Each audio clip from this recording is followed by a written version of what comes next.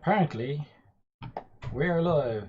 And thumbnail, and here he is! Hey! Steve was like, what?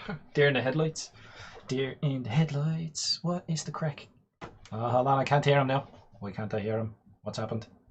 There we go. Can you hear me now? Yeah, I can hear you now. Yeah, what were you doing there? Right, that the right mic? Yeah, that's the right mic. We're all good. Cool. We're in the money. We're in the money. There you go. Yeah. We're in. Shit's working for a change. It's like between me, you, and Dame, the technical difficulties we've had lately has been bleeding horrendous. Yeah, for sure. That's it. Blame it on the technicals. It's technology's fault. Well, it's typical. It's like not being able to do like a live stream in ages, and then it's like, oh, we'll do a live stream, and then it's like, oh, updates. This has changed. That's changed. These settings have changed. It's like, oh, Jesus. There it is, way down there. Way down where? I am trying to find our actual live video, and I've literally just found it. You found it? Is it hidden? It's not. Yeah, it's hidden, man. It's hidden. Depths of despair. The hobby game. You could have fucking told me. Listen, mate. This is like lastminute.com. Sort of get the ball rolling. Updates still bald. Still bald. Always. There you go. We're in, so still I can bald, see us now. But always beautiful. Let's be honest here, DM. Jenny C will only get you so far, mate. You know what I mean?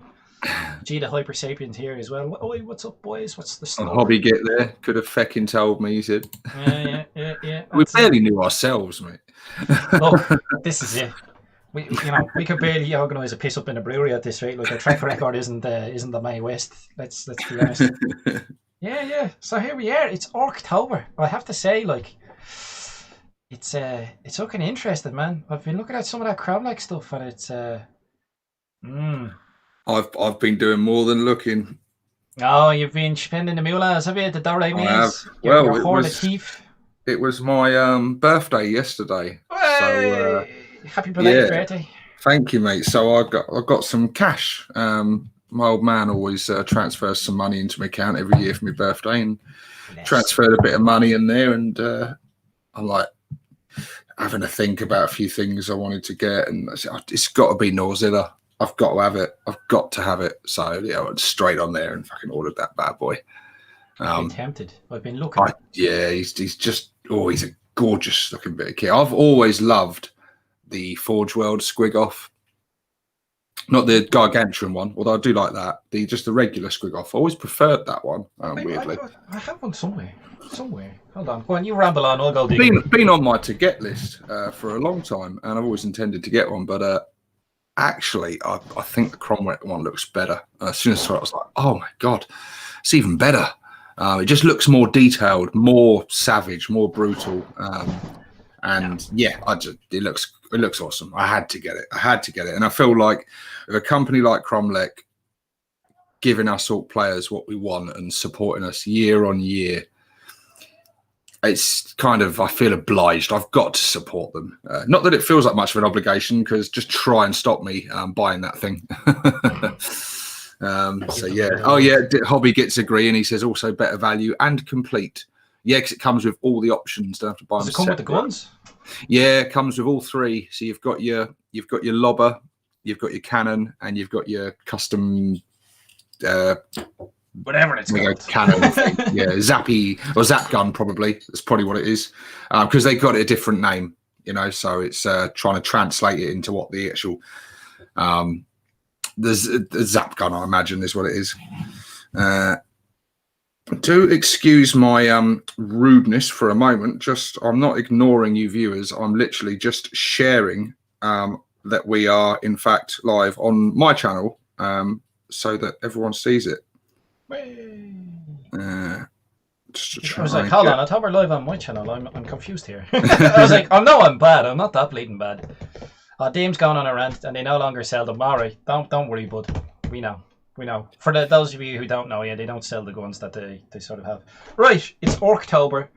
I was planning on trying to paint some commandos, but I couldn't find any greaseproof paper for these commandos I have some Panzer Aces paints. I want to try and do some German World War II Flecktarn camo patterns. I'll try them another time. I just couldn't organise it in time. So what I'm actually going to be doing is I found something else orky. I know it's not 40k, but I have a Blood Bowl orc team. So I'm going to be cracking that open and building that live on stream. That's what I'll be doing today.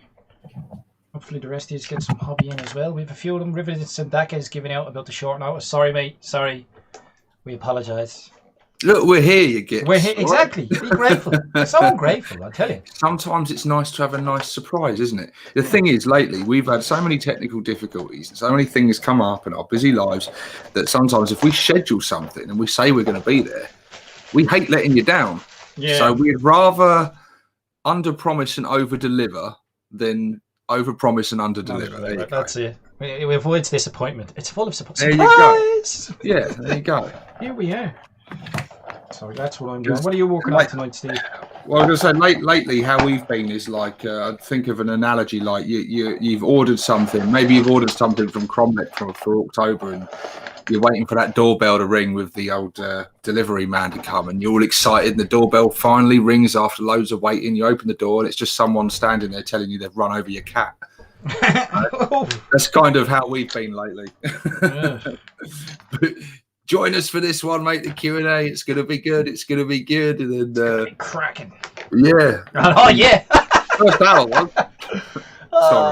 Sorry. Yeah, DM rocks back and forth remembering the Q&A edit. Did we cut the crap out of that? I don't know if we have or not yet, but I feel like we owe it to the people to not put them through that. No, we apologise profusely. There's, the first hour or so was okay, but after that, it's like sweet Jesus. It's a real shame as well because it was a good show. It was a very good fun, show. Yeah, it was good fun. I had a PC crash, so we couldn't save mine. Sadly, I only get the first hour, but yeah. It was good banter. We've learned a lot from it. We've learned a lot from it, and we're going to put procedures in place to make sure it doesn't happen again in the future.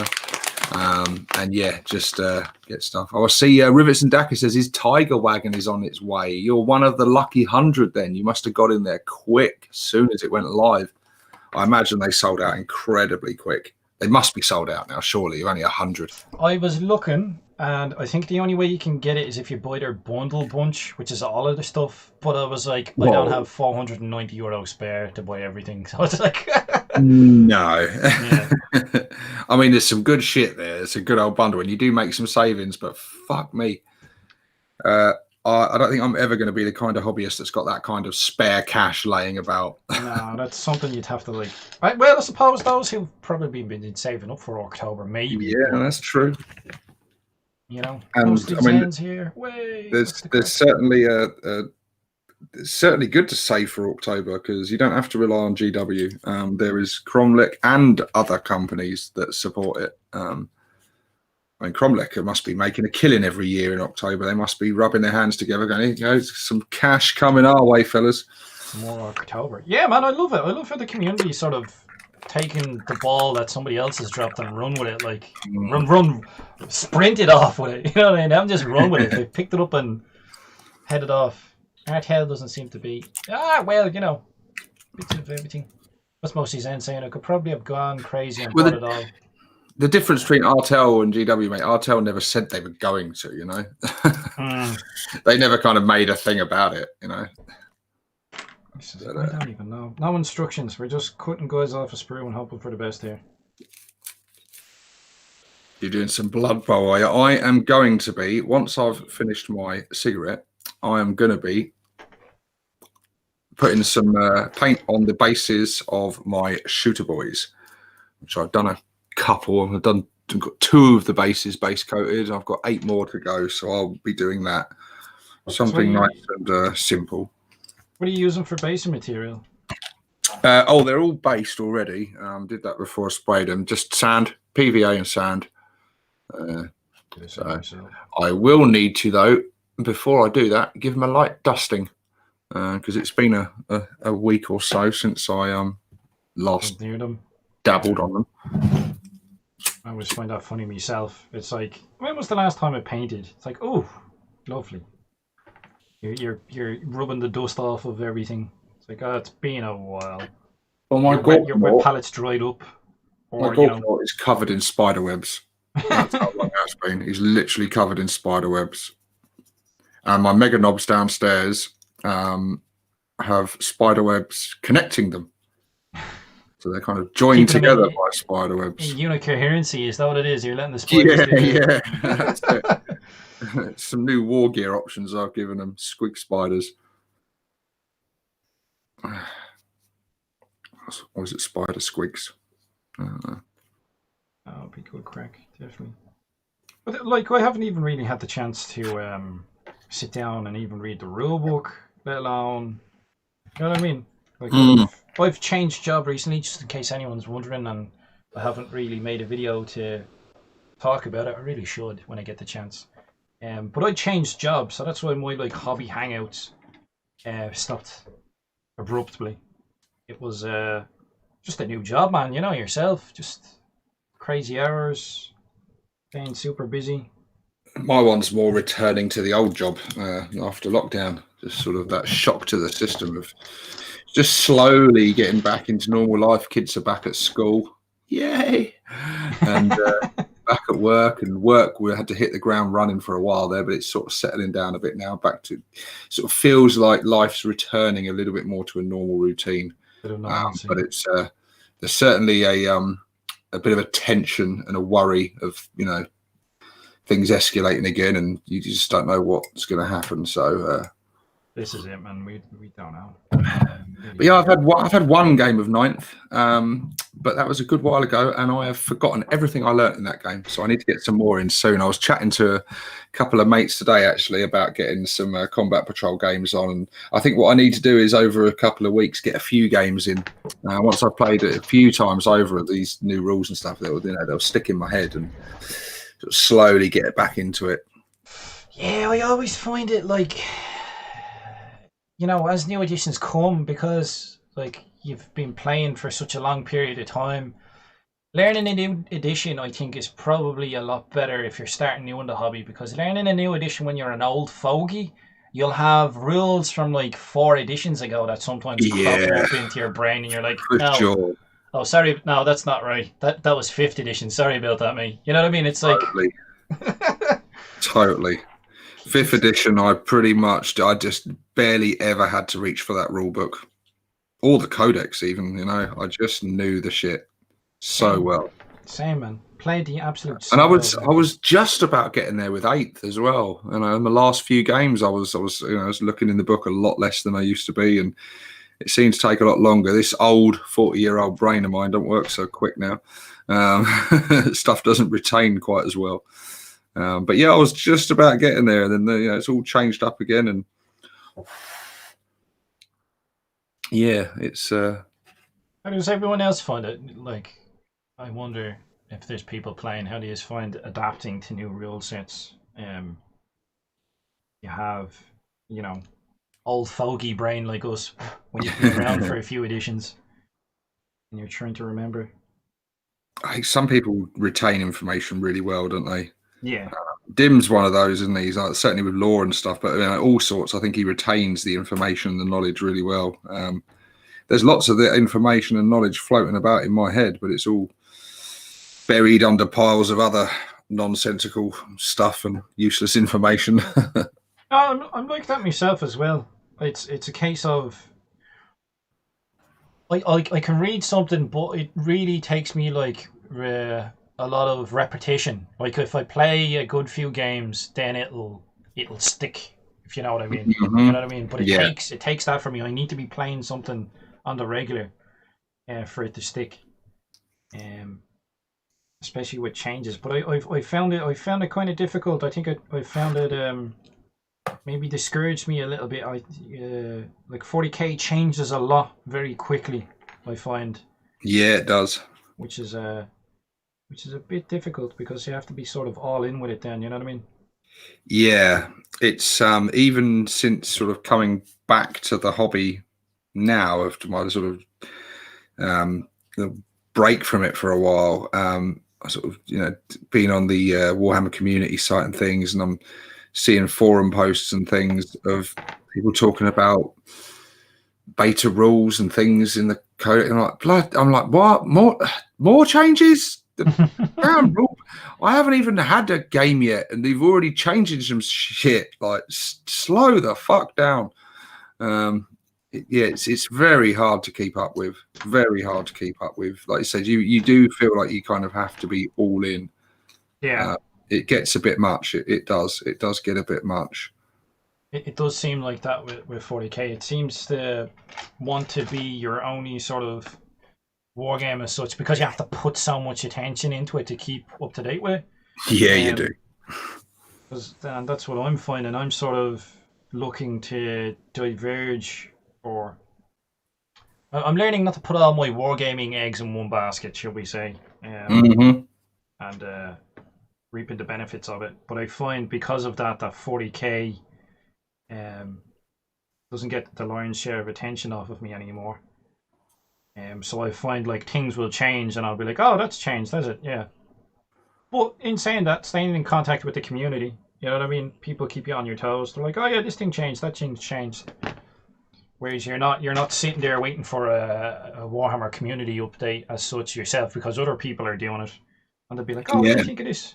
I'm like, "I had no idea," but no. Yeah, I tend to hear about a lot of those rules and things, you know, from within the community, people posting up, you know, asking, what do they think of this new rule? And what do they think? I'm like, I didn't even know that was a new rule.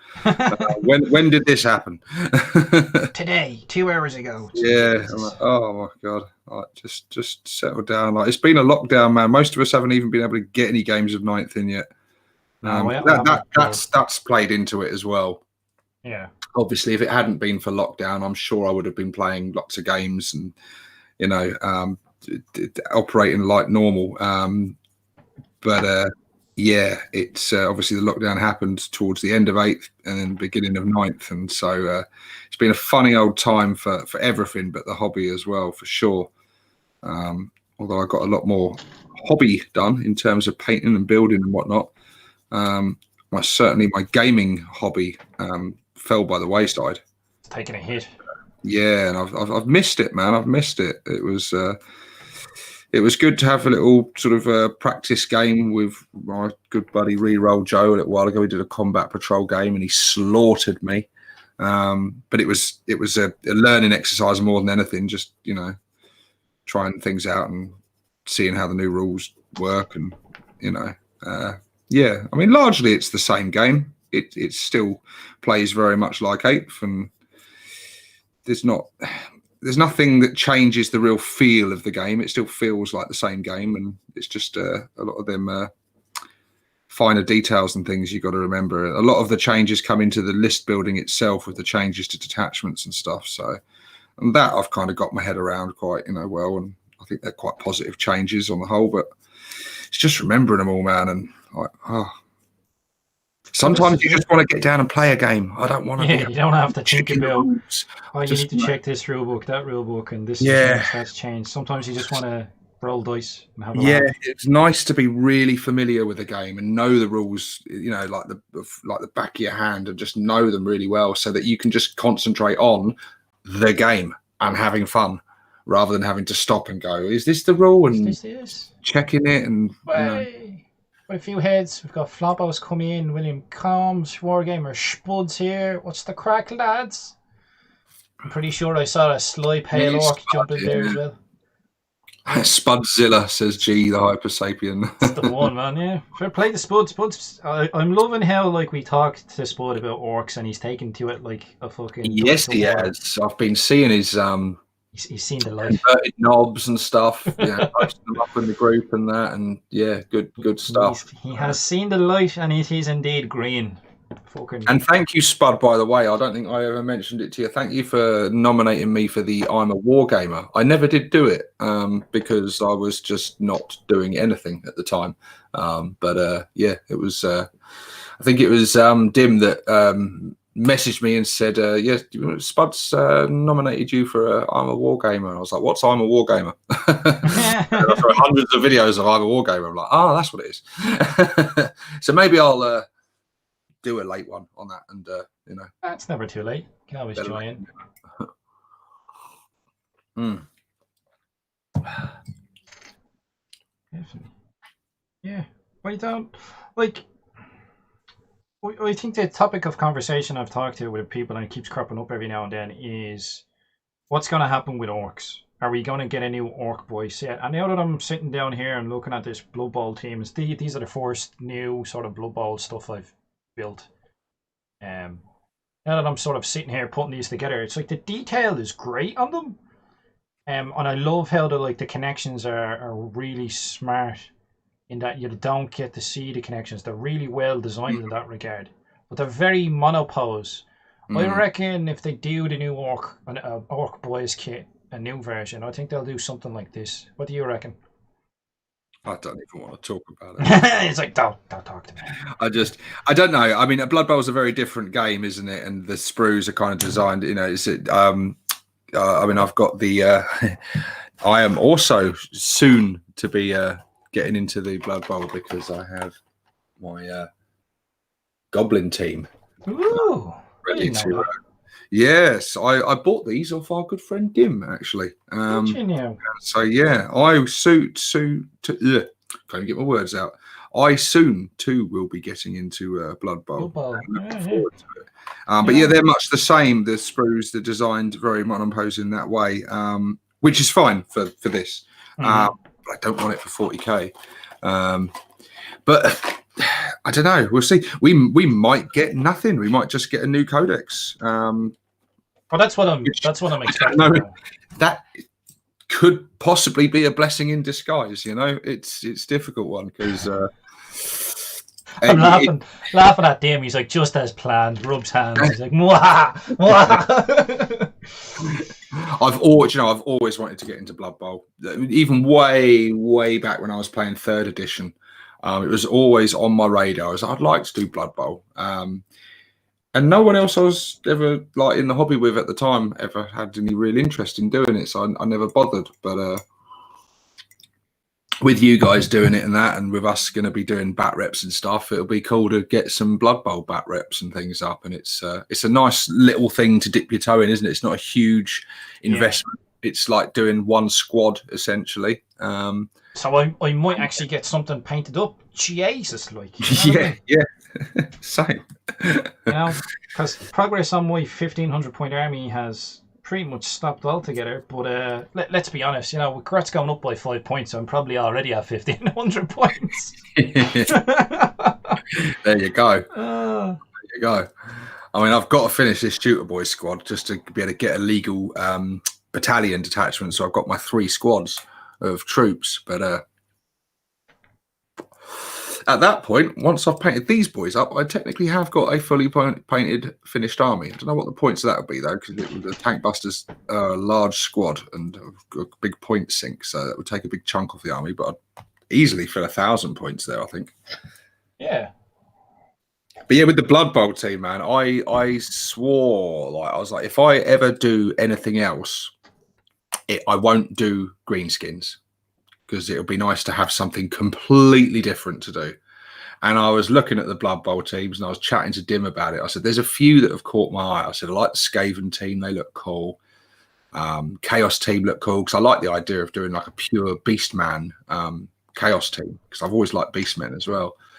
But the Goblins, man, I was like, I don't really want to be painting just like loads of green skin again and stuff all the same. And even this Blood Bowl team on the box, I'll have yellow armor as well. And I'm like, oh, I can't do more green skin and yellow armor. You're like, I've had enough of something different. But yeah, so I don't know. I might maybe do a different color scheme with their armor. I'm not sure yet. But I just couldn't resist them because goblins and trolls. Oh, I like trolls as well. Yeah, I'm definitely going to have a couple of trolls in the team. It just has to happen. I have me eye on an old stone troll. I'm seeing if DM can sort me out one because I'm doing the team I have. I bought the current box set, but there's a new one coming out. So it's going to be like orcs, black orcs, and then I think I want to have like one troll and one goblin for like later into the campaign, so you can just sort of throw them or eat them, you know, depending on what mood he's in. You know, the goblin being like a little mascot character for the team almost. Yeah, exactly. I was playing in some goblin cheerleaders. Get some of them better than the orc ones. Oh Jesus! Mm. Ugh. Yeah, Yeah, man. they look like some of the birds you see down the local pubs on a Saturday night. Well, I've never been to your local yet. I'm sure the time will come when the plague subsides and we'll actually. I'm not even sure where my local is now. There isn't even any locals now, is there? They're all just bloody. Man, yeah. They're all closed. They're just bloody chain stores in towns, don't they? All look the bloody same. It's all Weatherspoons, isn't it? Yeah. We even started getting them over here, man. Completely devoid of any character. But you can get a nice breakfast cheap in the morning. Out of Weatherspoons? I don't think I've ever had a breakfast in Weatherspoons. All I know is the last thing I remember about Weatherspoons is they have like, I don't know if it's over there in the UK, but it's you literally get a cup and you go up and you just top up your coffee yourself type thing. I was like, I think they do that. Yeah, they do that. And you get like a bacon sandwich and a coffee that dirt cheap, or they do things like that. And I think they used to do things like, I don't know if they still do it, like curry in a pint for like a $5 or something. I don't know. They used to do these deals. Curry in a pint? Oh, curry and a pint. I thought you said curry in a pint. I was like, yeah, just curry in a pint glass, hardcore. For the man on the go. Don't have time to sit down, mate. Just neck this and off we go, yeah? 2 curries in a pint, please. No bother. A pint of Vindaloo, please, mate. And a bag of pork scratchings. Pork scratchings. That's what I miss about like living in London is you do have some decent pork scratchings, man. It's not really a thing over here in Ireland. I'm sure I could find them if I wanted it, but like it's sort of established over in England. Maybe I'll have to send some over to you. I'm not a lover of them myself, but well, you know what I mean. I became a connoisseur of pork scratchings. I forget the brand, but there was one brand. It was in like black packaging. I don't know if somebody knows the name of them. And then they were good. You could get some of them, and it would be like trying to bite on concrete. And it's like yeah. I'm more of a dry roasted peanut man, or a nice bag of crisps. It depends, man. We'll sort you out with a bag of Manhattan popcorn over here. That's the good stuff. I think there's certain types of crisps and snacks like that just go well with a drink, don't they? Specific bar crisps. Yeah. The ones that you generally only find in the pub. Oh, it's an old ones. You don't see them around very much anymore, but Brannigan's roast beef and mustard flavour. Oh. Brannigan. Oh, they were old school, mate. On the packet it was like a butcher. Like looking proper old school looking pack. They weren't like foil, they were like papery and stuff, and they were big, thick, crunchy crisps and the mustard flavour in it, God, just blew your fucking head off, like proper English mustard roast beef flavour. Like are these before the whole scampi fries, bacon fries days? Are you going way back in the time machine here? Well, they do still exist. I do find them in a couple of like odd shops and things, but you don't see them around like you used to. I swore down that they were bloody long gone for a while, and I was like, oh shit, they still got them. Look, they still exist. Still out there. Yeah, they did like proper old schooly flavours like roast beef and mustard, ham and pickle, and just flavours like that. They were proper good. The boys are saying Mr. Porky's apparently is the Alf Turner pork scratching, says Dave Dog. Pale Orc is asking what the F are scratchings. Pork scratchings is skin, isn't it? It's like skin and fat of a pig that's been sort of like dried out, isn't it? Yeah, you're making it, really selling it to them there, man. Oh, look, my description is terrible, but they're amazing. If you get a good bag of them, it was an accurate description. It is. It's like it's the skin off of a pig, but like if they're done really nice, they like my mouth's watering, man. They just melt in your mouth. Like I like a good pork scratching. We have some stuff in the UK that's describing it to others, and that it sounds horrible. It's describing to some people about black pudding. I love black pudding. Hold on. Black pudding. If you want decent black pudding, man, you're gonna have to get your arse over to Ireland. I've tried your English black pudding. It's all right, lads. I'll give you that much. But if you want decent black pudding, the Irish stuff is the best. I'm sorry. I will. Well, that will have to happen. For your local greasy spoon. There's a good place or two. There's a good place or two. You know what I mean? A secret spot. Well, won't say it in public now. You don't want to blow it up now. You know what I mean? Yeah, that's it. Don't want to be queuing for a decent fry. It's like you have to know the good spots. Right. I'm trying to wonder if this is the right paint. Basically crackling. Yeah. I think crackling's dried out a lot more though. Not really proper crackling. Alex Spicer says Irish sausages are ace too. Yes, they are. An Irish sausage is very nice. Super Queen sausages. You'll thank me. Alright? You can get your hand on Super Queen sausages. They are the shit. They're brilliant. We currently have some German sausages in our freezer. Listen, mate, what you do in your spare time, alright? They are big. I'll tell you. They got some girth on them. Damn, they are good, mate. Whew. How's that for our Frankfurter love? Ah, Jesus, that's it's like, whose birthday is it? Yours or hers? Come on. Getting them out of the oven, mate, made me feel quite inadequate. Here. I think I've cut out the wrong torso. Is this the right torso bit or is it? I think it's the right bit. Oh, you absolute bellend. What did you do? I got my wet palette sorted. I haven't put the fucking membrane on, so I've just poured paint straight onto the fucking sponge. Oh, this is right, yeah. No, that's why I'm not painting tonight. I didn't have any greaseproof paper. I thought, oh, that's gone a bit weird. Doesn't usually do like that. And I was like, oh, twat. Wargamer Spud is saying he's also deep fried Mars bars. I thought that was the Scots. Yeah, it's the Scots. It's definitely a northern thing. The Scots definitely invented it, but we ran with it. Someone probably did it as a practical joke up there, and you were like, you know what? This sounds like a great idea, lads. In Scotland, they do battered pies. So you can get a pie that's already encased in a crust. Batter pies a pie. Are big over there as well. Like, yous are really into pies and bitter. That's not so much a thing over here. Like, you do pies and they're nice. I give you that much. There's some good pies out there. But Irish people don't really do the whole pie thing. That's a very British thing. But you know, it was something I dabbled in when I was there. I was like, what would you get down the chippy, down your local chippy? Because that varies from region to region as well. In Dublin, like my locals, they do good cod and chips. You can get a decent cod and chips, smoked cod and chips, that type of thing. You can get fried chicken and chips, but like I think the fried chicken that we do is different to what you'll get in London now. I was living in East London, and they call them chicken shops there. We just call them, like, we don't have a specific shop that just does like chicken wings and chicken. Like our chippers do all of it. But yeah, good, you know. Good fish and chips, that type of thing. You know what I mean? We like a curry sauce down the south with our. Yeah, you can get your 3-in-1s. You can get your northern thing would be the mushy peas or gravy. We don't so much get mushy peas, but we do like them. So, like, if you got a fish and chips here, you wouldn't get mushy peas. I noticed you get that in some of the.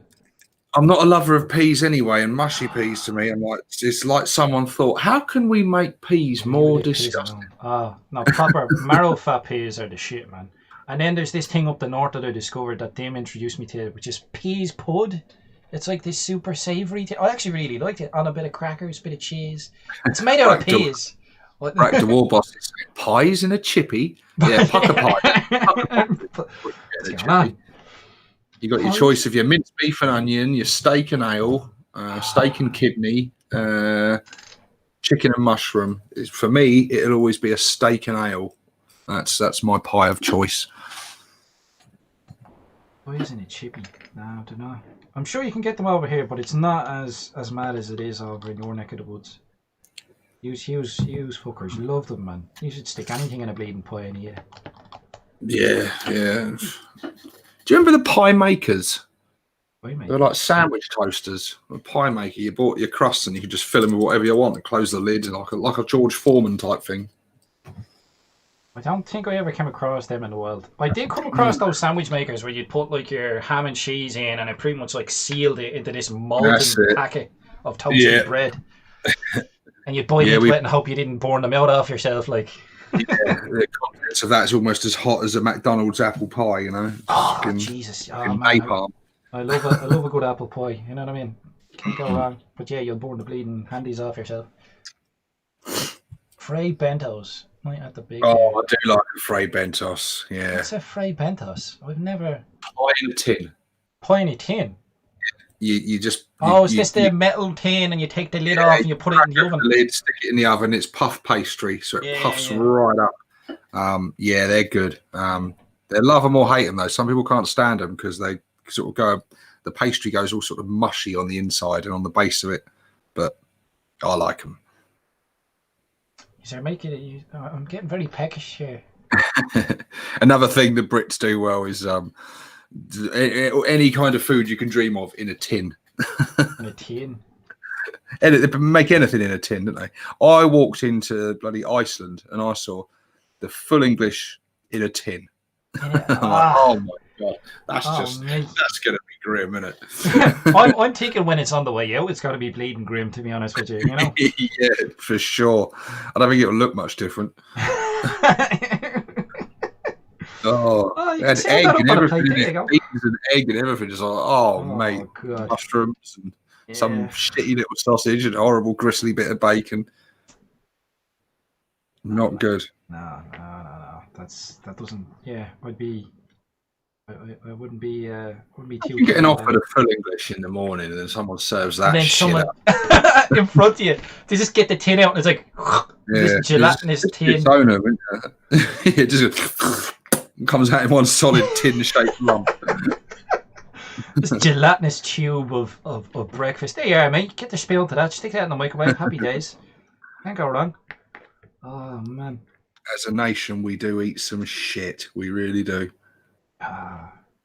Funnily enough, though, I like Spam. I've tried Spam. That's all right every now and then. I like Spam, actually. I like Spam. I like slicing it and frying it. Yeah, frying Spam. When someone told me you could fry Spam, I was like, yo, what? It's like, yeah, it's good as well. That's something getting the chip shops down here. Spam fritters.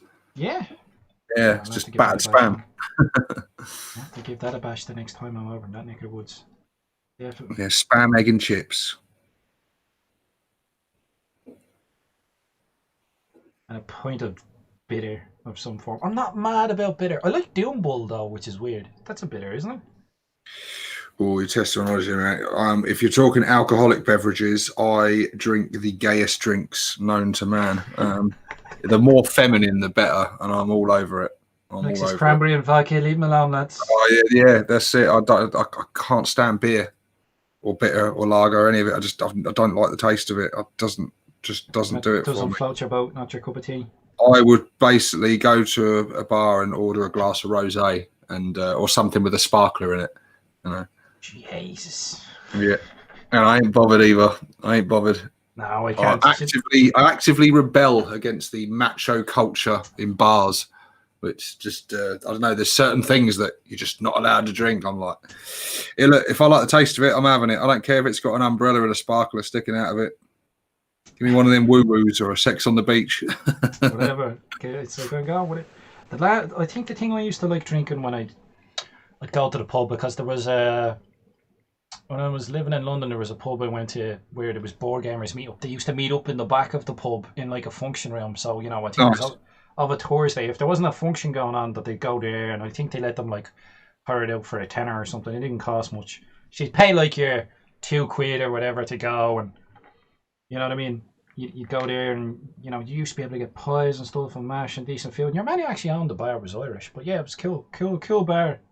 But the thing I used to drink all the time was Krabby's ginger beer. Now, I do like that. I must. Don't know how I started drinking it, but a nice, you know, Krabby's ginger beer over in a, you know, pint glass of ice. I'm like, yeah, man. Yeah, that is that. I must admit, I do like that alcoholic ginger beer. That was genius. That was brilliant idea. I think it was the Scots who came up with that one. Fair play to his lads. Fair play. Yeah, I do like the Krabbies, I must admit. Spam, I think, Rivets. Oh, Rivets, I got your parcel, by the way. I have. Rivets sorting me out with something that will probably happen like generations from now. I got hooked up with some Rogue Trader era battle wagon wheels. So, nice. You know what I mean? You know, I wonder what they're going to be connected to. But yeah, cheers, bud. I got them. Fair play to you. They'll be going on a Met gun, will they? Well, I'm not going to commit to anything. Like I said, we'll surprise. Just don't say grot tank. Yeah, Jesus, yeah, don't say grot tank. Funnily enough, I was actually working on that grot tank the last time I was doing some hobby work. I was trying to build smaller tracks They're only tiny compared to what we were doing. And I was doing sandwich layers. I was trying to figure out what thickness of track I wanted to build from.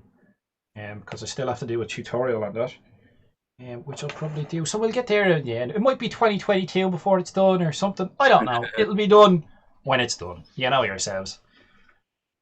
We certainly do. What's getting made here, by the way? Arrived late, so Storm Boys can't see properly. Sorry, Russell. Yeah, Blood Bowl. I am building the Gouged Eye Orc Blood Bowl team, and it comes with 12 dudes. So you're looking at my workbench, and it's like these guys. Them's the ones. I'm not really doing any converting to them. I think I'll build them stock, see how they're going, and I didn't even realize you get like a transfer sheet as well for them. Sweet.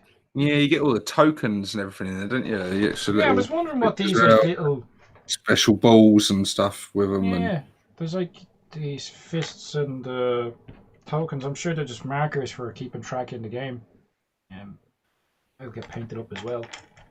And then I do like some of the balls. There's this one here, like a squig. I don't know if you can see it that great. Hold on. Pretty much like a squig crashing into the ground. Squig shaped ball. Probably being stuffed. Yeah. Few cool balls. Yeah, and spikes. No, I dabbled. Do you know why I got into it? Is that bleeding Oliver from Broadsword Wargaming? It's all your fault, Oliver. He did this. He did an online. He did an online like video game tournament, and I joined in on it, and I had good fun with it. It was good crack. I just couldn't stick with it. With the even changing the job, I couldn't. Had to drop out of a local tournament, which was a pity. But yeah. What's DM saying? You need markers for the current turn, reigning, team rerolls, and current score. Okay, so that's what they're. These are like turn markers and rerolls and stuff. I like that every team comes with all the markers and the balls and stuff in the sprue on it. Custom, themed to their team. It's to a their cool specific little touch. team. Yeah, it is nice. It is nice. Yeah, I do like that. I do like that. I'll have loads of orcs.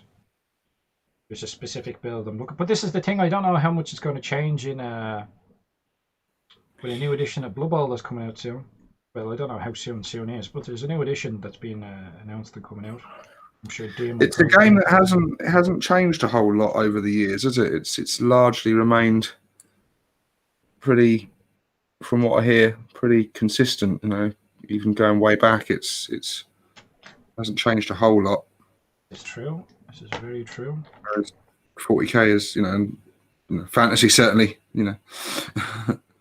Oh yeah, big time on the fantasy tree.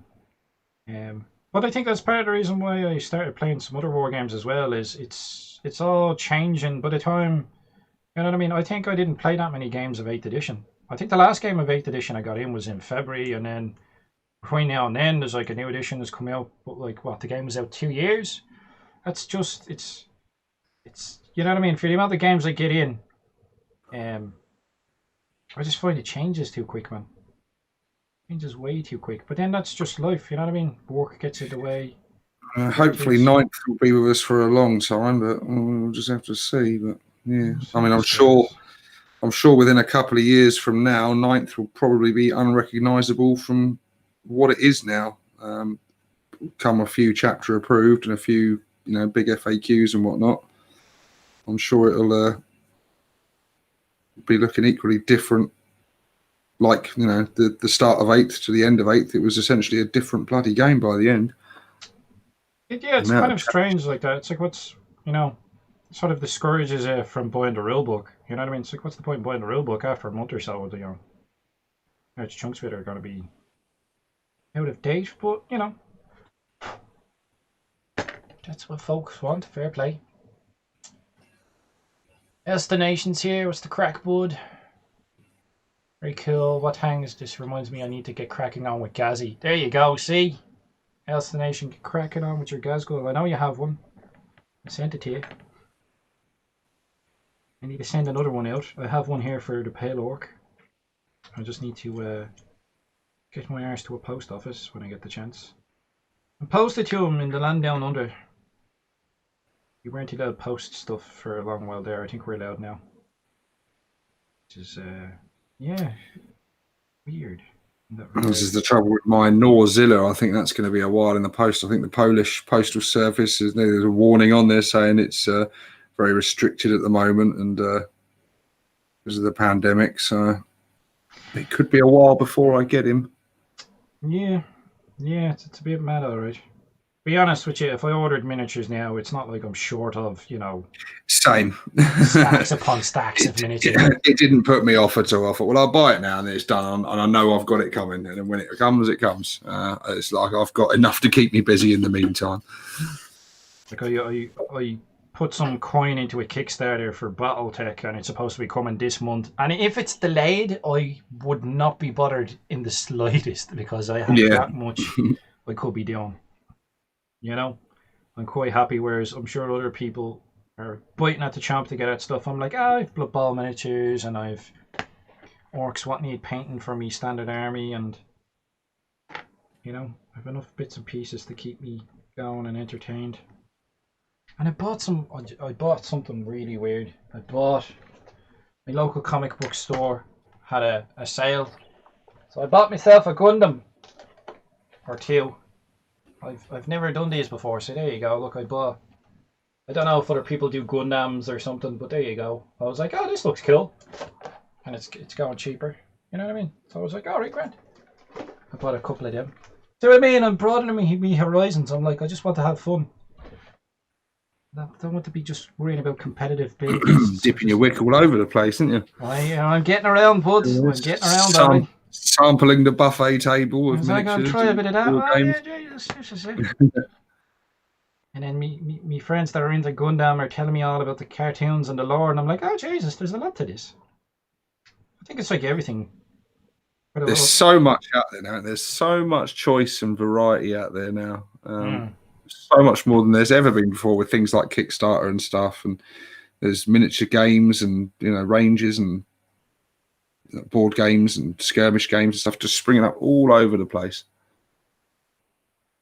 It is. I find it interesting that there's like communities that tend to keep to themselves. We don't do it intentionally. It's just like you'll stick to what you're interested in. Quite a few people, but then I find it's very valuable to do some cross contamination. So it's like I like scale model tutorials and painting and stuff. I could see myself doing some of that in the future, and I have my Meng toon tanks that eventually I want to do something with. But like you can learn loads of different things, so I'm sure there might be like some techniques that the Gundam guys have that you could then apply to like your wargame stuff, and it's the same for scale models as well. It's funny though when you see some of these channels and they've got the obligatory sort of shelf of board games and war games behind them. I always watch them and I think, how many of them games have you actually played? Like, how many of them games have you backed on Kickstarter or gone into the shop and bought, and you've literally, you're probably still wrapped up in the cellophane. You just got them on the shelf there, and you never play them. I see them down the local comic shop down here, which is where I get my local sort of Warhammer shop that sells all kinds of different ranges and all kinds of board games and war games and stuff they've got on the shelves there. I'm just like, it's like almost like market saturation. Like, can there be a market for all these games? Like, do people actually consistently play these? Like, where are these people? I'm talking to like local game store owners. It's like a lot of people who buy board games and stuff like that, they play at home with their friends. They don't actually do what we do, which is like they come online and they talk about this and that. You know what I mean? They just sort of, I wouldn't say casual, but it's like you're not going to see them unless you're selling the stuff to them. You know what I mean? You won't see them. They don't come out in sunlight. This claw's broken. Oh, those. Will we fix it or will we snap it off? Or will I've seen some wonky? I see one in the shop a while back. The Doom Doom board game, and it looked like Space Hulk, but with the Doom guy and all the demons and stuff, and the caca demons and the imps and everything. I'm like, oh my god, those, and the miniatures looked awesome. I was like, it looks so damn cool. I was like, they could make some quite cool conversions and stuff with some of them bits. Cool. And the Alien versus Predator game as well. Some of the miniatures there. My mate has some of that. He loves that game. Yeah, it does look cool. It does look cool. Yeah, I've always been never been a big lover of like sort of licensed stuff though. That's why I never got into the Lord of the Rings game. I find it too restrictive for myself. It's I don't know. I would find playing a game that's based on some kind of movie or license like that would be very restrictive. Whereas I think something that's its own universe, like 40k or fantasy or BattleTech or Dungeons and Dragons or anything like that, I feel that you much more scope for freedom of converting and being more creative and stuff. I suppose it depends. Like, the only thing I'd be wary of with stuff that's licensed from films and stuff like that is licenses get pulled left, right, and center. So you might have a war game like when we were talking about that Alien versus Predator thing there. That got pulled. Mind you, Fox were notorious for being douchebags with their licenses. Even oh yeah, like I was watching some stuff about the Aliens film, and the lawsuits that came out of it, and they were trying to claim that there wasn't any profit made, and they didn't want to pay out the production companies and stuff like that. And I'm like, what? Great film. Yeah. And then I'm watching it, and it's like behind the scenes and how they made the armored vehicle. It was made from a tug, so a vehicle that's used to pull aircraft around. And I was looking at that, and I was watching that, and I was like, I wouldn't mind building something like that, something orky, heavy, chunky. You know what I mean? This is the problem you have when you're watching stuff like that. You're getting inspired. Yeah, that APC, man. Oh, that was it weighed something like 30 plus tons or something, didn't it? It was incredible. It was really heavy, and they took a lot of really moved and drove. Like, it was awesome looking thing. I saw a cool miniature of that, actually, an awesome miniature of that with the drop ship with the ramp that opens up with the APC that actually came out. I'm like, oh my god, that is cool. What a cool thing to own. Oh yeah, man, that sounds amazing. The thing I probably wanted the most to have with my collection, how lots of people have swords and things from films. There's lots of Game of Thrones and Lord of the Rings swords. You can go into the shops. There's a shop near my parents in Cornwall, and it sells all movie prop sort of swords and stuff. And you can get they did make replica pulse rifles, and I was like, oh my god. Where you literally has the fucking ammunition. The ammo counter. Yeah. The shotgun bit underneath. Launcher. Oh my god, that would be an amazing wall hanger just to have that. I would be in my bedroom with that thing making pew pew pew noises all the time. Like I used to deal with a lot of airsoft back in the day, and I think someone had done something. I don't know if it's like a Tommy gun underneath or something like that. But they've done conversions. There's kits you could convert where you'd be shooting your BBs and it'll do like the countdown and stuff like that. Very custom thing. Yeah, but it's really cool, man. Definitely. The Elastonation says, "Oh, I want a pulse rifle." Yeah, who doesn't? Yeah, of course. I think everyone wants a pulse rifle if given the option. I remember when we used to be kids and we used to be out in the estate, we used to play armies and stuff. We all had loads of different toy guns and stuff. And back in my day when I was a kid, toy guns looked like actual guns. They didn't have to be orange, and they actually looked like real, which is why they changed them, because people kept trying to rob banks with them. But I bought it was broken. It had none of the original parts left on it. But I bought a gun from a friend, or I swapped it with him. I traded it with him for something else. And it didn't really work anymore. I think it had loads of parts and stuff before. But to me, to my sort of 9-year-old eyes, it was a smart gun from Aliens. it looked like, Vasquez's like big ass smart gun, and it had little hoop bits on there. So I got the strap from my school bag, got that off, and clipped that onto this thing, so I could actually sling it over myself and hold it like a smart gun. And I remember like with a torch, getting some like gaffer tape, taping a torch to it. And like, just like Ripley does at the end of the film when she's like puts the pulse rifle and the flamethrower together and tapes them together. And I was just like, yeah. And I used to like run around with the torch. Yeah, loving life, loving it. I loved that thing. Oh man. We used to do like rifles, but you'd literally get like a plank of wood and then you'd like cut a notch in it so that it had like a barrel, and you'd be getting like gaffer tape or grip tape so you could have like a grip for it. And oh man, stop! I used to spend, days in my youth playing out back gardens and in fields and stuff and building bases.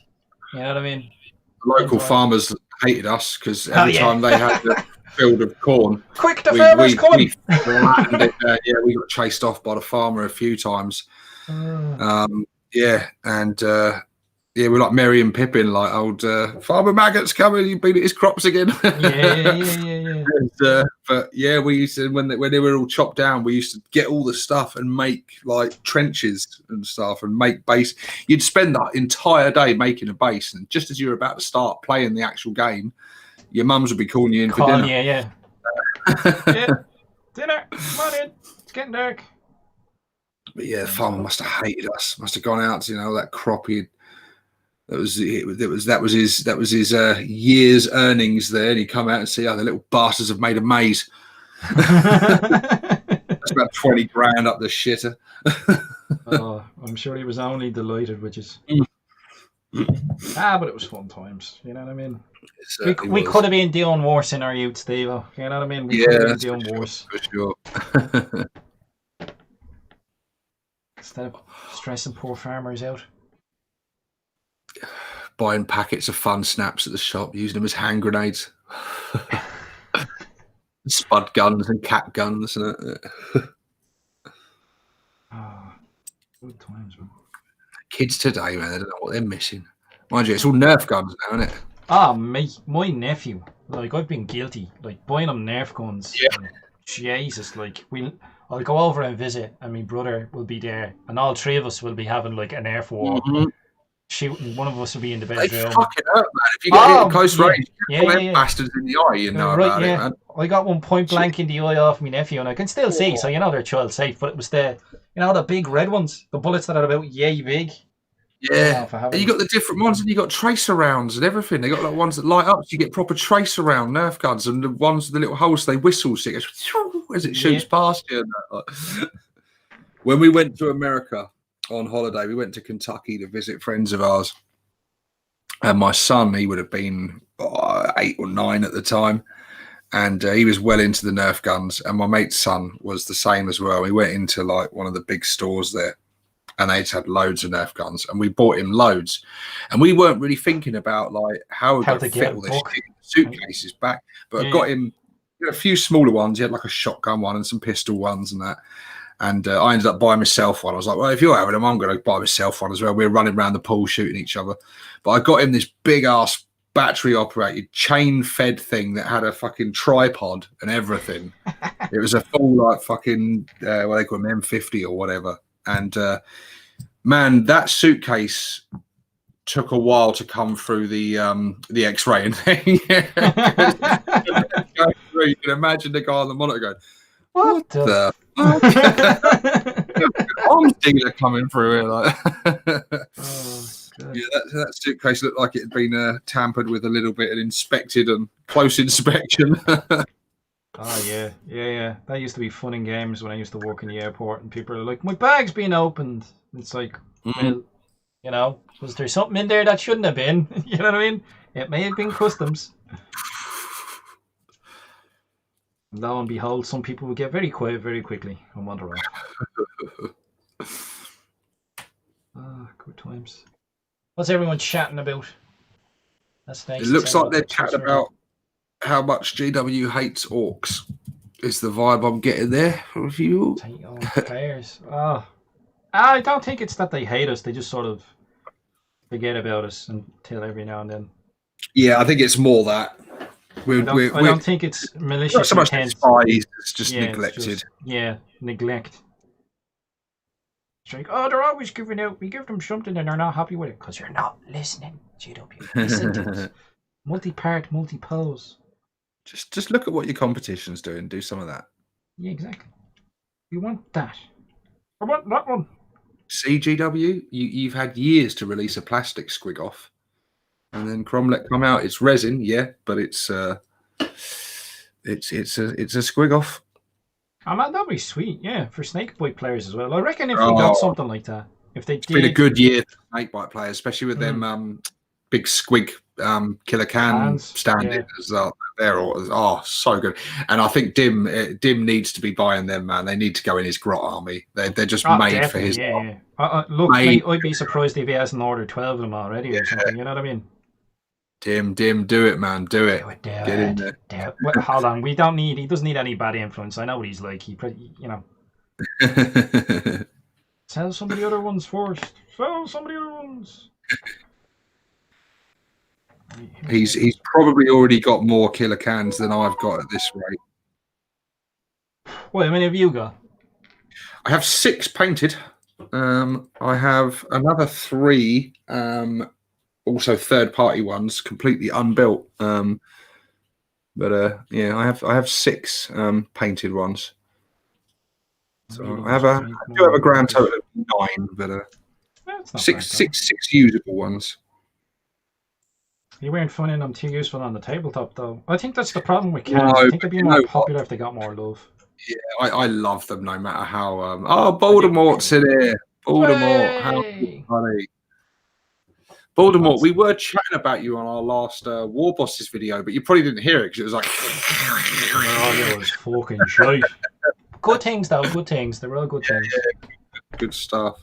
But Voldemort, we our next War Boss on the 1st of November, we're going to be hitting you with a lore video of on the War Boss show discussing psychic resonance with the orcs, and much prompted really by your promo of our channel. You being a lore-based channel, we thought a lot of your subscribers who you've kindly sent our way would appreciate some lore-based chat. So that should be an interesting one, where the 3 of us will just sit back and let Dim chat, basically. Waffle. Yeah, I was just thinking that. I was like, I'll make myself a cup of tea while what he said to Dim, I said, you're going to have to let us 3 speak first. We'll get the basic gist of it out of the way and talk about it, and then you can just go into the depths of it in minute detail. Okay. His thesis on it. Yeah. Nope. Crazy with the old glue here. Grand. Keep her lit.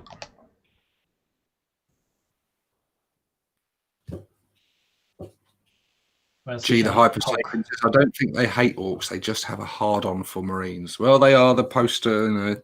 They're always going to. They're always going to. They don't put statues of orcs outside GW HQ. So it's always been in, Space Marine. Right? Yeah.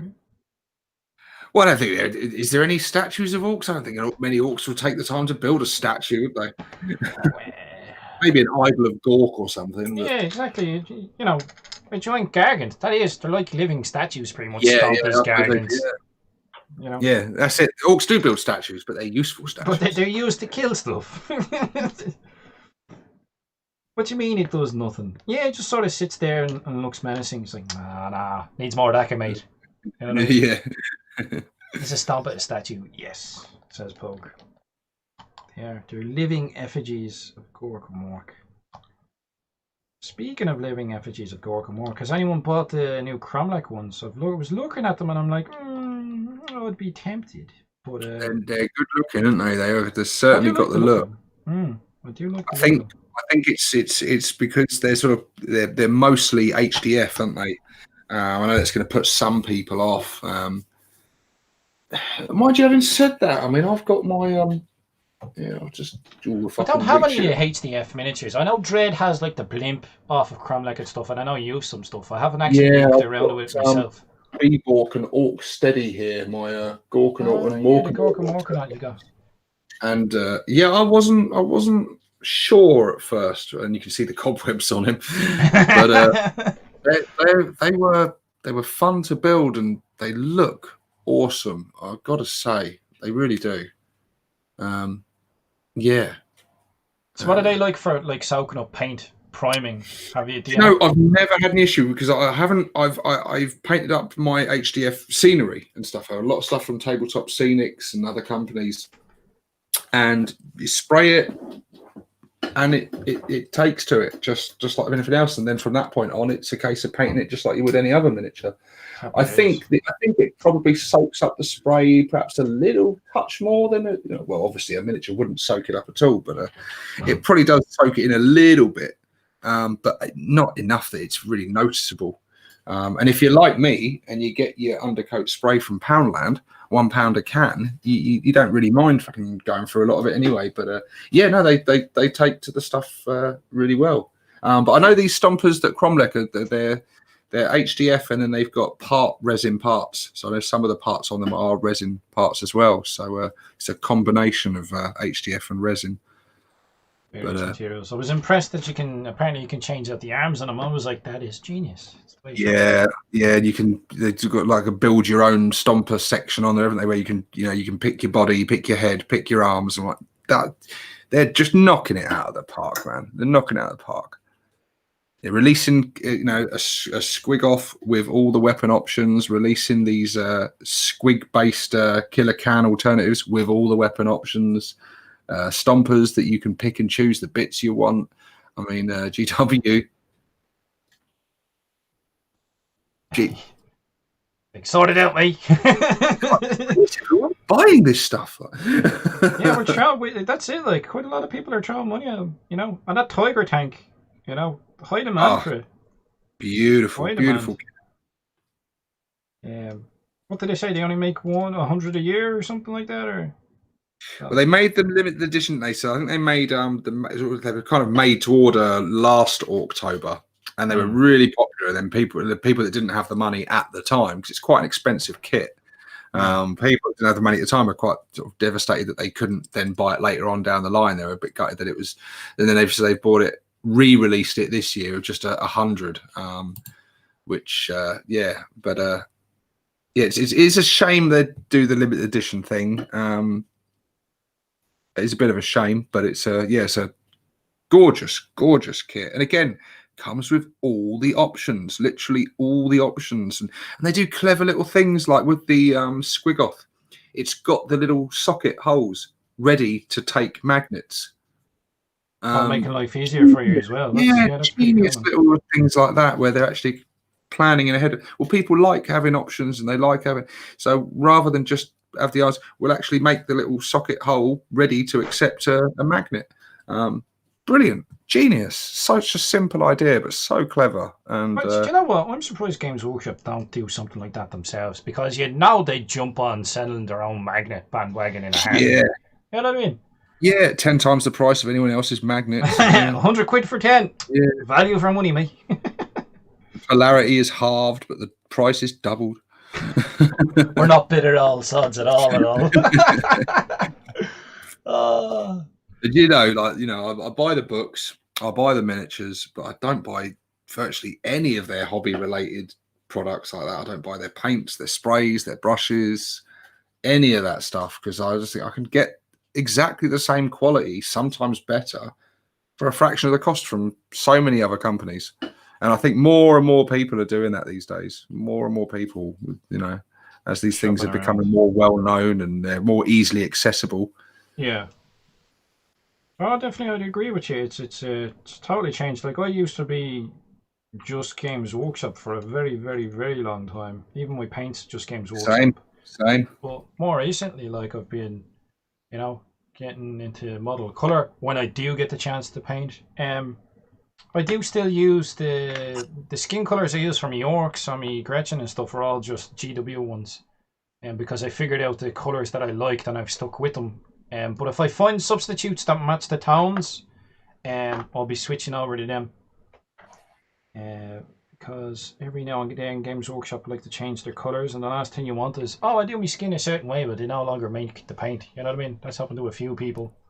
I think for me, returning to the hobby after a clean slate and just having nothing and starting from scratch again, that was when I sort of, and then getting back into it and seeing that all their range had changed from when I played it before. And knowing about other companies like Vallejo, like Army Painter and that, and I was like, yeah, it's time to have a change, because I think, like you, I stuck to them because I had a paint scheme. And I didn't want to change that halfway through an army. You know, I wanted to just use those same colors consistently throughout the army. But when you start a new army and you're starting from scratch again, it's like, well, yeah, what's not to love? They're like half the price and just as good quality. And yeah, since switching to Army Painter, I've just never looked back. I love them. They don't dry out. Dropper bottles are the way. Dropper bottles are just so much better than the little pots. I'm not a fan of their pots. I'm surprised Games Workshop hasn't gone over to dropper bottles. I think if they did that, they'd be doing, you know, a hell of a lot better. Like even their airbrush paint still being in traditional pots. I'm like, you what? It's literally they're putting the profits before the customer, aren't they? That can be the only reason. It's massively advantageous to them to have paints that dry out, because it means the consumer has to go back and buy another pot. Sorry, I don't have a tinfoil hat within reach. I apologise, folks. Dim's doing his Darth Sidious probably right now. Good.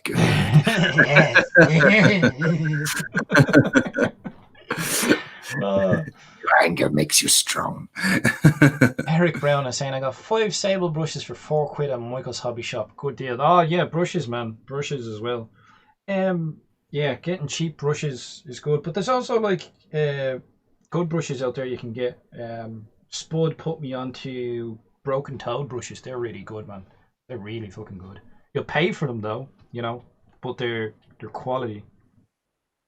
I've never bought expensive brushes because I just know I would fuck them and it would be a waste. I just tend to go through. I just tend to buy lots of cheap brushes and then not give a fuck how I look after them. I'm like, yeah, they're cheap, so I just throw them away, get on the next one. They all die of death. Yeah, there's that as well. Like, I'd reckon I'd only really use this type of stuff for characters. Golden Maple. I think my missus got them for me, a big pack of like 20 of them from like Amazon. I think it was like £7 for it. And they're decent brushes. They got these nice sort of handles with these big chunky bits in the middle, like them pens they have for teaching kids how to write like properly, and that it sort of feels like one of them. But they're good. I don't notice any difference in quality with these and GW and Army Painter brushes and any other brushes I've had. They're decent enough. But yeah, I go through them at a fair old rate because I do things like get a brand new one here and paint sand with it, and then wonder why it's all fucked. I don't care because it's cheap and I can just buy another packet for a few quid. I knew if I had a decent brush, I would just fuck it, and then I'd be like, "Oh, kicking myself for it." Like, this brush cost me £20, and I've done what? You've been painting the bases. It's like, you what? Yeah. I literally just grab the nearest brush. I'm like, yeah, I do. Fuck it. You don't want to think about it. Yeah. You know, I can get that as well. I suppose when I say things like this to Dredd, I can see on his face he's just like horrified. And I remember chatting to him once while I was painting. Me and Dredd were chatting. He was talking about like brush soap and that. I said I've never owned it. Never used it. Really? Yeah. He couldn't believe it. I'm like, no, I just swish it around in the water, and sometimes I leave it there in a pot, and it's fucked the next day. But you know, just he's like, what? No. No, he likes to take care of his stuff. Dredd, he does. He'd be horrified. I take care of my miniatures, but the brushes. This is the important thing. Taking care of the miniatures. The things what got painted. Definitely get some bulletproof cases for them. I've got some. I bought some of the art cases when they were still available for my army, because you know, planning on jet setting with them eventually when the plague subsides. But yeah, it just depends. Or what do you use, army? For transporting, I use the really useful boxes, the plastic storage boxes. Made my own ones where I glued. Did sheet steel I got some. I went on eBay and placed that you can have steel cut to the right size, and got it cut to the measurements of the boxes. Glued them in the bottom, and then put magnets in all my bases. So I've got, because I was looking at things like what's the company, the battle foam that sells the magnetics, and I was like, yeah, those prices, that's not going to happen. Yeah, Jesus. Then there's some other things like A case and stuff which do similar ones, but again, still very high prices. I was looking at all kinds of things. I was looking at like sort of like filing cabinet things and like miniature, thinking maybe I could buy something like drawers and something that's meant for like, because what you'll realize is that a lot of products, if a product is specifically made for a specific kind of thing, its price shoots up. Yeah. You can buy something that is basically essentially the same thing, but a generic thing. But it's the same thing. You can get it for a fraction of the cost. I remember a girl at work was talking about she was expecting a new baby, and they were talking about like drawers and cupboards and stuff. And she said, I want like these drawers where you put all like the changing mat and the nappies and stuff. And she said it was like several £100 or whatever. I said, just go anywhere and buy a flat pack chest of drawers. And she was like, really? I said, yeah, just get a chest of drawers, and then if you want to paint Winnie the Pooh on it or fucking Tweenies or whatever, do that. And she was like, yeah, that's a really good idea, actually. I said, honestly, it's because it's designed specifically for a baby. They just charge you 5 times the cost. It's just a chest of drawers. Just get a chest of drawers. It doesn't need to be specifically designed to hold nappies, in the same way that a case doesn't have to be specifically designed to hold your miniatures. There's all kinds of alternatives out there.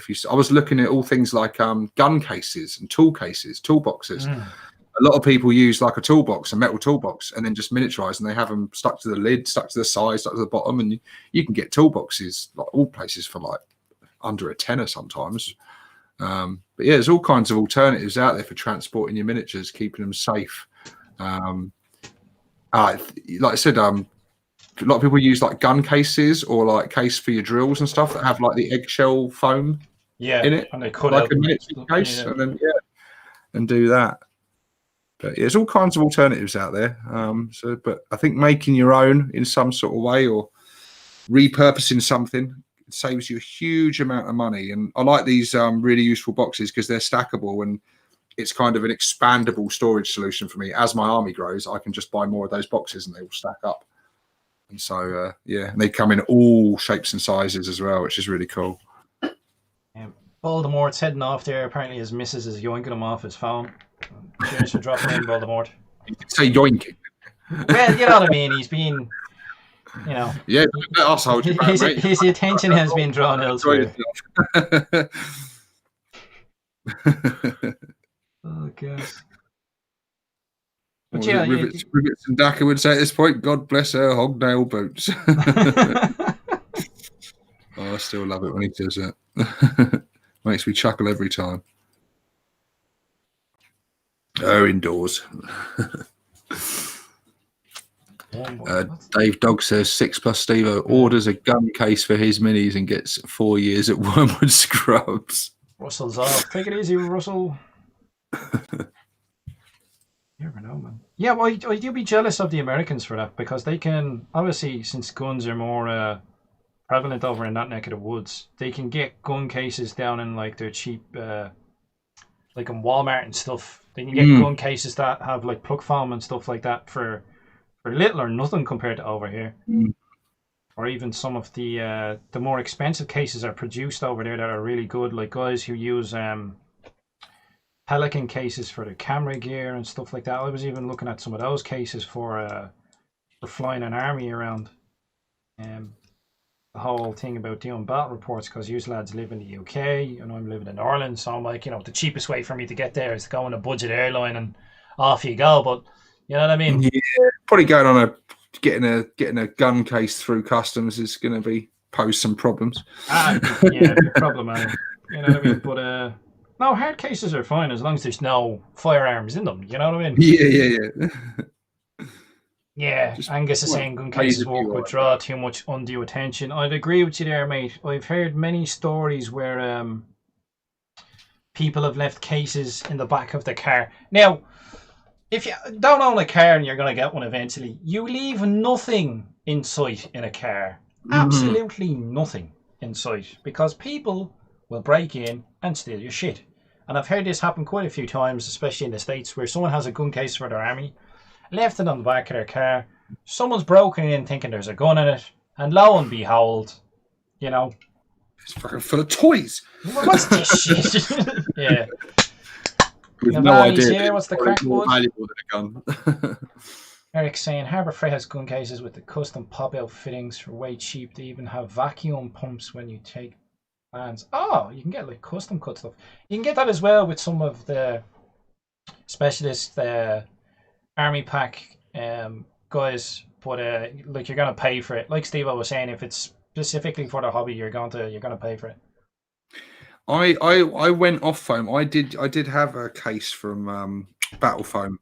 It was a nice case, zip up bag thing with all the trade foam and stuff. But bits of the miniature stick in the foam, and they do catch and they can break off and stuff. And so for me, foam cases, I went off them. I like the magnetized option. I find that works better for me personally. Things like spear tips and boss poles and stuff tend to catch on the foam and can snap as you sort of taking them out. This is the thing though. I think when I hobby, like my poses for my miniature and the things that I put on them, I don't put boss poles on and I don't do super dynamic poses because I'm conscious of them like breaking. Because if you look at any of my knobs for my units, my shooter boy knobs, they all have that there's like a stick bomb backpack that you can have. Yeah. They all have the stick bomb backpack on their back instead of a boss pole. I don't do boss poles. Works quite well for your army being stealthy blood axes too, doesn't it? Yeah, it sort of fits into the aesthetic, but that's part of it as well. Is it ties into transporting them, because in my eyes it's like, yeah, we like doing custom stuff with them, but in my mind, they still have to function as their main purpose, which is wargaming miniatures. They're playing pieces for a game. We can have fun with them, but to a certain point, it's like they still need to function and not break for me all the time. It's part of the reason why I like orcs, because when I got the Kill Team box set, some of the other miniatures, man, are super thin. I'm looking at these Mechanicus guys, and they're like twigs. It's like, what? Oh, mate, my brother-in-law used to have the Dark Elder army, and there wasn't a miniature in his army that wasn't broken. They all had spikes and spiky bits sticking off them, and yeah, the only thing worse to step on than Lego is a Dark Elder warrior. One of them metal witches. Oh. Oof. Yeah. No, I think the worst thing I ever stood on when I was coming down the stairs, I remember being a teenager, I think someone had left the hairdryer on the stairs. You know the way people leave stuff on the stairs so that they'll bring it up eventually? Yeah, so the plug. I stood on the plug, man. Yeah, it didn't go into me foot, but boy Jesus, yeah. I leapt up into the air. No. I was not a happy camper. Let's just say. I stepped on the plug before, and they yeah. So Americans, you got like a 2-prong plug, which doesn't quite so often sort of sit up like that. But our plugs have three kind prongs. Of thick prongs on them, and if they fall on the ground or whatever, they're always going to naturally fall prong side up. So we have one to hand. Have a look. Step on one of them bastards, you know about it, man. Oh, jeez. Yeah. So in my bare foot, I managed to stab one of them. These guys have a tendency to stay that way up, funnily enough. So, yeah, when I was a teenager walking down the stairs, mind my own business, this greeted me. Thankfully, near the bottom.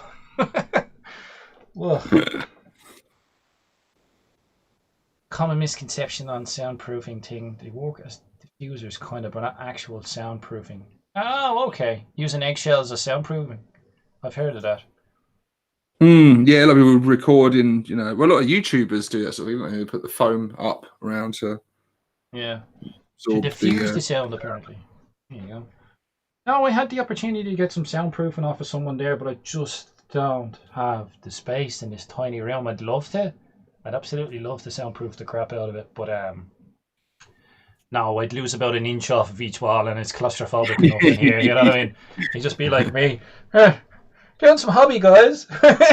You're that much into the hobby that you're going to feel like a miniature in transport case. Like. Exactly, snug. Wouldn't it? You just get rid of the bed. It's like the soundproofing's so thick you can just throw yourself into the room. You know, he's taking it seriously, protecting his miniatures. He's fucking foamed his house. Exactly. Replacing all the flooring with that the stuff that they have in what is it? You see people making like cosplay out of it. It's like jigsaw piece puzzle foams. It's like for kids play areas or something like that. Oh yeah. You know, you could do that in your gaming room. There's an idea. Put some of that in your gaming room. If you drop your miniature, you know what I mean. Your mates might look at you like it's a bit odd, but Big Mek Danskull dropping in.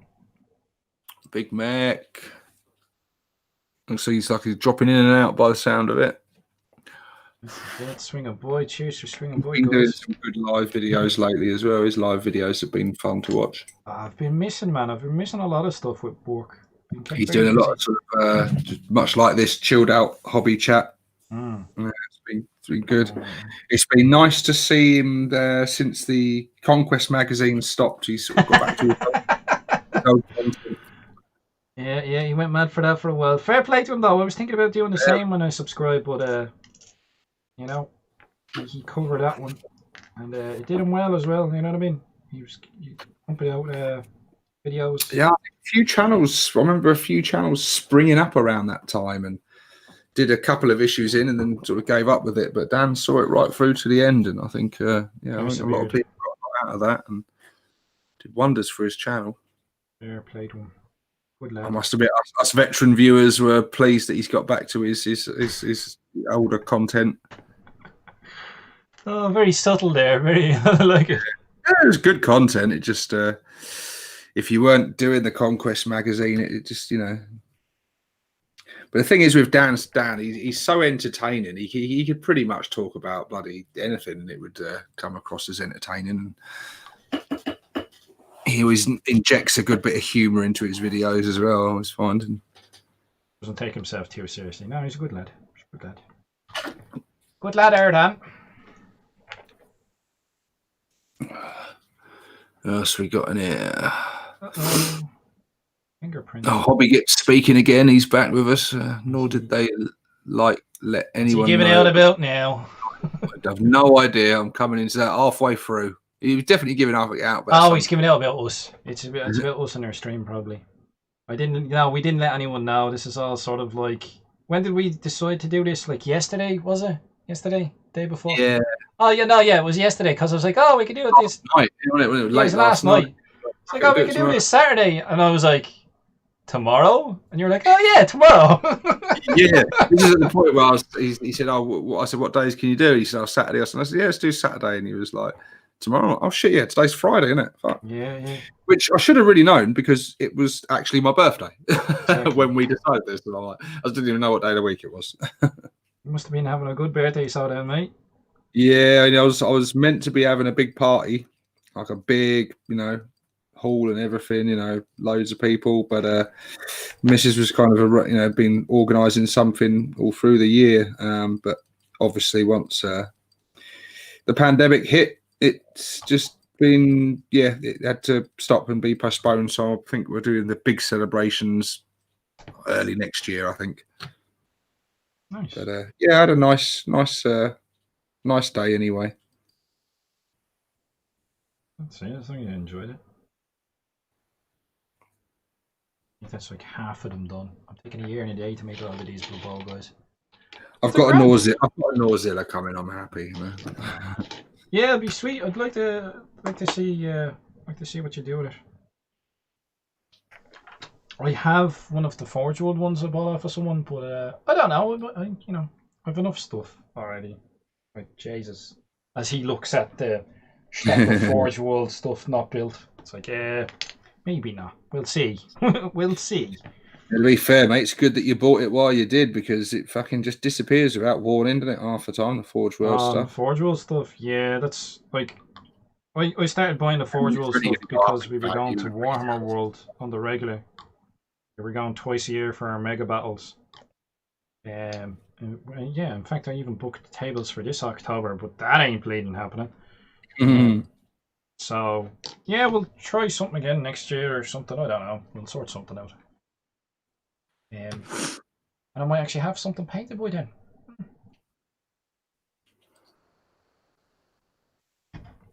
I'm surprised with everything going on this year. No one didn't release like a special Mad Doc or something. Didn't Cromlech do like a... I thought Cromlech did like a Pain Boy, like a limited edition Pain Boy, but I don't think like specifically a Mad Doc. I know they had a Pain... Because I was looking... This year they've done a Weird Boy, haven't they? Or was it a Weird Boy? I knew it was a character of some sort. But this is the problem with me. I was looking at that bunch. Well. I was looking at the Tiger tank, and then I was looking, oh, it's sold in a bundle. So I was like, oh, I'll have a look at the bundle. How much? It's like 490 quid. And then I scrolled through and had a look, and I was like, oh, all right, that's why it's this much, because it's like bleeding everything. I was like, yeah, I see. I mean, if I had the cash spare, but sadly I do not. Not the end of the world. I'll be kept busy with Battletech when it arrives this month anyway, so. Should keep me hobbying away, and then there's this Blood Bowl team. I think I'll do mud. Do you know that for their base? I have some of the Vallejo scenic stuff. They do like a really fine coloured, not grout, but I forget the name of it. But I use it for my Battletech, so I might get a pot of the white stuff and paint it up as mud and do clump foliage. Is that clump foliage? I should have clump foliage. Yeah, I might do mine. Not clump foliage, static grass. I think I'll do mine sort of grassy, and I sort of fancy having a go at sort of doing sort of some of the white lines from the pitch. Oh, yeah. That'd be cool, man. Again, just to do something it's different to what I'm doing with my army, because the army's all on sort of desert bases. So go with something different. See, I go with the grey base because I've always envisioned me orcs fighting in cities. You know what I mean? I've always, you know, most of the battles that we play in, they're always in and around buildings. So I've always thought logical, you know. I wish I'd done grey bases because I did them before for my Necrons and they were so easy to do. And painting this brown on the fucking sand and go over it several times because of all the little crevices and that. It's bit of a pain, is it? I think yeah, whereas before it was just a black base and dry brush some grey on top and you're good to go. What do I do? I do like an Eshin grey. Mm-hmm. I go through pots of Eshin grey as he knocks miniatures over, funnily enough. Yeah, I go through pots of it. I do like Eshin grey, and then I do it like a dry brush of, I think it's like Longbeard grey or something. It's one of their dry paints. And that's it. And it looks fine. Yeah. It works out really well. My old bases used to be Chaos Black, and then the Codex Grey, dry brush of Codex Grey. And old colours, old GW colours. Old Codex Grey, Chaos Black. Good Abaddon Black now, isn't it? Abaddon Black. Sure. What did you used to have? Like your snake bite leather? I hated that paint, man. It always sort of congealed in the pot. Always. Sometimes you'd buy it. Dark Angels Green. I used to love that colour. Dark Angels Green. Yeah. And Scorpion Green. Yeah. Lovely colours. Lovely colours. Sunburst yellow and stuff, and loads of different ones. I don't know. Foundation paint yellow. Do you know what paint I miss the most out of the old ones? Tin bits. Yeah, when Dim we were just talking about in the last War Boss show. I think when we need tin bits, I'm sure Tin Dim bits. Was good. Now I found a good substitute for tin bits when Forge World was still selling them. It's an airbrush paint called Castellax Bronze. It's yeah, this is the stuff, man. I bought a few pots of this to keep me going. Like I said, we used to go to Warhammer World, so we used to pop into Forge World and I'd buy 1 or 2 pots of stuff. So I found this, and you can literally, because it's an airbrush paint, I literally paint straight out of the pot with this. It's that kind of consistency, super old school. Oh, man, I'm doing hobby. I'm painting some shit. Getting shit done. Wow. Well, this is the thing I miss about doing my live streams is I knew it was a catalyst to get me hobbying, and that's the whole point of my channel, is to get me doing stuff. You know what I mean? Mm-hmm. Whether it's BattleTech or Warhammer or now Gundams, you know, that's the whole thing with the channel is just sort of to get me doing stuff. So the fact we're actually getting time to do a live stream, and it's a miracle, by the way, that we're getting to do a live stream. Yeah. The short notice. It's yeah, like I'm getting a team built, and then who knows, we might actually get it painted in a reasonable amount of time. I'm gonna have to crack open the other box because I wanted to do. I think I had a team in mind, but I don't know if it's going to change. There's like 4 blitzers, 4 black orcs, a thrower, and a load of linesmen. But you only get 2. I think you only get 2 blitzers and 2 black orcs in each box set. Yeah. I'm gonna have to do something. I might have to change their heads or whatever. I don't mind building them and then chopping them up a bit at a later date. Yeah, so you get like 2 black orcs, 2 blitzers, a few different linemen, 2 throwers. I don't need that many throwers. Probably just 1 if even. We'll go from there. The Death Squad. The Green Destroyers. I haven't even decided what way I'm going to paint them. I know what way I'll do their skin. I'll do it up like my normal skin, and then I'll do the Black Orcs up in the Black Orc skin, which I do is darker again. So you should be able to tell, but I think I might even I might change some of the heads on the Black Orcs. I don't have any bits box here, but I have some of the, what are they called now for Age of Sigmar? They're the old Black Orcs, where they're all in the metal mask helmets. Yeah, I think they're called Ard Boys, aren't they? Or something. They're called something now in Age of Sigmar. I don't believe in that. Yeah, not called the old Black Orcs. There's a paint line called Coat of Arms. They may be the old GW colours, including Timbits. Yeah, I've heard of Coat of Arms. There's quite a lot of historical guys use them, or some of the really old school guys who just do like Rogue Trader era stuff. I've heard of Coat of Arms. G says he likes Citadel paint. Fair play to you, mate. We're not saying you can't like Citadel paint. It's not bad quality paint. The paint itself. Paint's grand. The pots are shite. Yeah. But then I think it was Big Mek Danskull, wasn't it? Saying that he likes the pots because he likes to paint straight from the pots, and he finds that dropper bottles are a bit of pain in the arse having to put them down. So, yeah. What? yeah. So there are people out there that do actually like having them in the pots, believe it or not. They do exist. They're out there. They're out in the world. Madness is this. Yeah, no, each their own. There's no one way to do things. As long as the desired effect at the end of the day is what you're looking for, that's all that matters, man. Mostly saying he's using Coat of Arms, Dwarf, Bronze, and Enchanted Blue. Ooh. Reed spruce, the separate boxes aren't dyed. Oh, they're asking about the... Are these dyed in the standard box? Where is this box? I thought I had one here somewhere. Apparently these are coloured in the Blood Bowl box. Where did I put that bleeding Blood Bowl? Oh, there it is. Oh, it's actual, like the game itself. Yeah, well, hold on. I have the game itself that I haven't opened, so I'll crack that open. But yeah, so the standard sprues are grey, and I'll double check if these box set ones are coloured. Hold on, give me a second.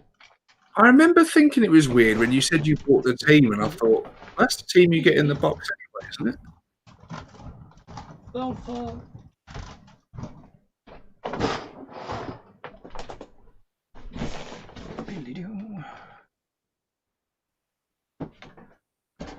Citadel glue is crap though. Yeah, no, I don't use Citadel glue. Don't bother with that, man. I use Tamiya Extra Tin cement, or I also have Tamiya cement. You know, good application. We have still in the cellophane. Yeah. We'll crack this open here and we'll have a look. Apparently these are coloured as well, right? As you can tell, I went on a bit of a mad one for Blood Bowl. Off with the cellophane. Oh, they are coloured. Wait. It makes sense, doesn't it? So you can get playing straight away. Well, like you get like markers and stuff. These are sort of like a metallic colour sprue. That's cool. You get like a metallic colour sprue for these, and then the orcs in the box set itself, it's that sort of greenish sprue. But they're exactly the same as what I've just been chopping up here with the standard box set. So I'll leave them on the side and I'll attack them. Hey, you never know. Navani Production says, "See, now you've got Dim going. We don't get him going. He gets himself going, mate. He doesn't need any encouragement from anyone else. Like, don't be blaming us." Self-charging. Yeah. And TFC says, "I'm working on Blood Bowl Lizard Men, getting goblins next." Yeah, I can recommend the goblins, mate. They're beautiful, beautiful sculpts, gorgeous looking miniatures. And then you have your Reiklander dudes in blue. Actually, like the color of this blue. Yeah, that's cool. Oh, sweet. G, the Hypersapien says, "Normally the color plastic is a little bit more brittle. It feels hot." Yeah, it does. I find it. Yeah, I'd agree there. I find it takes a little longer for the glue to sort of take with them. There is a difference to it, yeah. But it's whatever additive they put into it, it does affect the property of the plastic slightly. I noticed that when we got the Speed Freaks box set, the difference between doing the buggies that come in that box set and the normal ones, it's like, yeah, you'll notice it with the plastics as well. But TLC Creations Lizardmen, oh, you cheese whore. Go on, how many Saurus do you have in your team? Go on, tell me. Bleeding, playing in tournaments and everyone their cousin has a bleeding Lizardman team. It was another one of the teams I was tempted by, actually. Just the look of cool. They do. I think that's the only thing I don't like about Blood Bowl is some of the teams are a bit more powerful than the others, but you know, there are some cheese builds that people go for. But nah, I just go for orcs and I beat the crap out of people. It's like, yo, you're winning the game, are you? Well, I'm just gonna, you know, knock some heads. I don't really care, mate. I'm just here to shed some blood and hopefully it'll be yours. Gee, he's saying he has Speed Freaks and he hasn't opened it. Gee, do you know what, mate? I wouldn't be surprised if you're not the only one. I literally built the miniatures, opened them, and then I didn't touch the rest of it. But I still have it, so, you know. Do you think they're going to redo Chaos Dwarves for Blood Bowl? Because they haven't been they haven't got new sculpts, have they? I don't see why not. Because that would be cool. You know, Chaos Dwarfs with the hobgoblins and stuff in there. That would be cool. I don't see why not though, because they're doing like they're doing various niche teams. Chaos Dwarfs, but they're Bulgrins. Oh man, yeah. Dwarfs are a pain. Dwarfs are a pain to deal with as well. All of them having block. Ugh. True, new death for the new edition for BB looks sick. That's true. I like the new Black Orc stuff. I do like the new Black Orcs that are being shown. They do look pretty sweet. Right, so we'll try and get I think this is a Blitzer. Correct. Yeah, G's saying there the new death for the new edition of Blood Bowl at 6. Yeah, they've got some some crazy looking stuff there. Really some quite comical stuff as well with their death teams. I think that's another thing I like about Blood Bowl is it doesn't take itself too seriously. Like it's you really have some fun with it, can't you? It's very comical. It does hark back to some of the more comical days of GW, doesn't it? It's one of the one sort of game that kept that. Yeah. Back when they didn't take themselves so seriously. It's the perfect game for that, isn't it? The setting, you can't take Blood Bowl seriously. Well, you can, but you know, probably not going to bode well for you. Because the game does like to shaft you. Well, the previous edition. You can do. Sort of lore-wise, you can't take it seriously. It's It's just throwing these in. It's just crazy, fucking, breaking the rules. It's got TV networks and all this in like a fantasy type setting. Cabal TV, isn't it? Instead of like cable. Awesome stuff. Pretty funny one. Not really into the new buggies. Rivet says I like 4 wheels, a big motor, and a big gun, and 2 orcs. Yeah. I'm not surprised. Some people love them, some people hate them. They're a bit meh. Some of them, Some of them are better than others in my eyes. They're not all created equal. The Death Killer War Trike. Once I got the miniature and started building it, that won me over. It's a lovely miniature. The war boss on it is too small, but I fancy him himself. His head was too small, so I changed the head. They all have small heads. How did you say that? Is that the new 40k orcs? Because look at the new Danskull head was smaller than. I hope not. It's smaller than the previous one. Orcs with a K, not orcs with a C. We don't want those orcs. Yes, it is. They're shrinking their heads. That's what it is. Trying to lower their intellect. That's what's happening here. I see what's going on here. Navani Productions says, "I'm so looking forward to the Silent King." That is, I've got to say, it's a lovely looking miniature. I can't argue with that. It's beautiful. I look forward to seeing what Nick does with his one when he gets it, because he always does beautiful paint jobs on his stuff. He's frantically into painting all his new Necron stuff at the moment. That man's a painting machine, though. He is. God, the amount of stuff he gets done, and he does. He's an exceptional painter as well. His skills and talents are increasing all the time, year on year. He's getting better and better and better, and he does some incredible stuff. He really does. But he really does paint like a machine. He'll paint all of the left arms in a squad of 30 guys, all, and then he'll move on to the right arm and the torso, or whatever. You know what I mean? I don't know how he does it, but fair play to him. Well, he is a Necron, isn't he? He's like a T1000 or something. Nick is he's just got human skin draped over a fucking. Oh, are you trying to say he's a flayed one in disguise? Yeah. Nick is a flayed one. There you go. that skin you see on him, that was someone else's once. That's why he doesn't age. Correctly. He's been doing the channel for 10 years. He still looks exactly the same.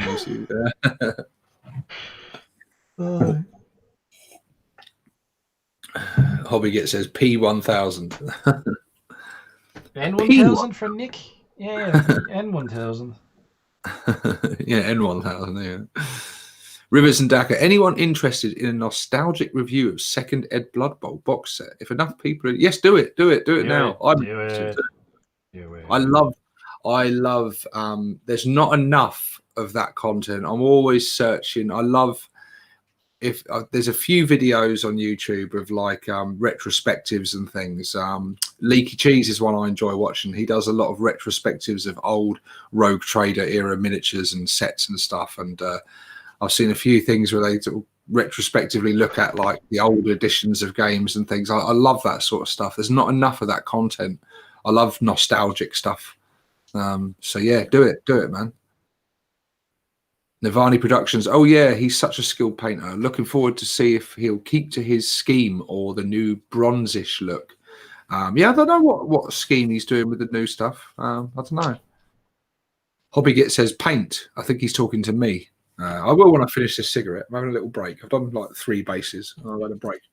So you can hear the whip cracking from here. Yeah. Hobbygit says, I liked the old human team. Not keen on the current ones. What do you mean by the old human team? Like the one out of the current box set, or older again? Or? I think he's saying the old edition, the old edition human team. They get ogres. I like that, but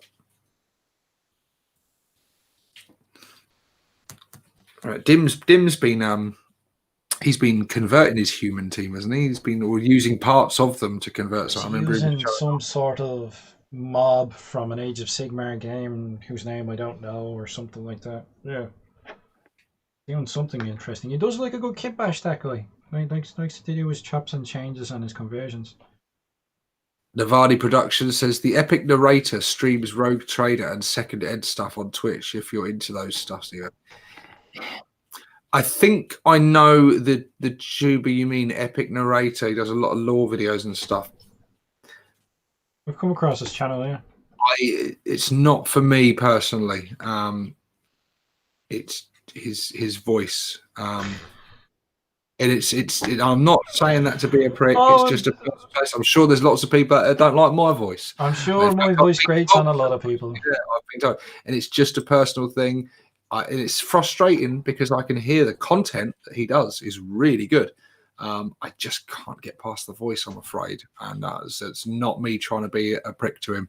I'm sure he's a really cool guy, and he does good stuff. Is this going to be like an online feud now? It's like, you know what I mean? The fans come along. He's a lot bigger than me, mate. He'll crush me like a bug. I won't even appear on his radar. Don't worry about that. Yeah, that's a good feud. Steve-O.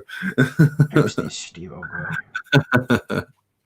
The big deal, you know what I mean? He's the big deal. What's going on? Oh, there you go. The hobby get from that awful AOS skirmish game, whatever it's called. He's off again. Oh, Jesus, there we go. Fucking meow. Navani Productions. He's not using the filter while he's painting, though. Ha ha. The hobby get. How does the Silent King get into his sex dungeon with his king key? Even in the comment section, he's there with the dad jokes. Look. Oh my god. It's not bad enough for your paint videos you're in. You have to spread it around. Oh. Navani Productions was just a tip if you like the old Warhammer stuff. Oh, it's a good tip, Navani. Yeah, like I said, his content is good content, and I know loads of people love his stuff. And it's really, I tried.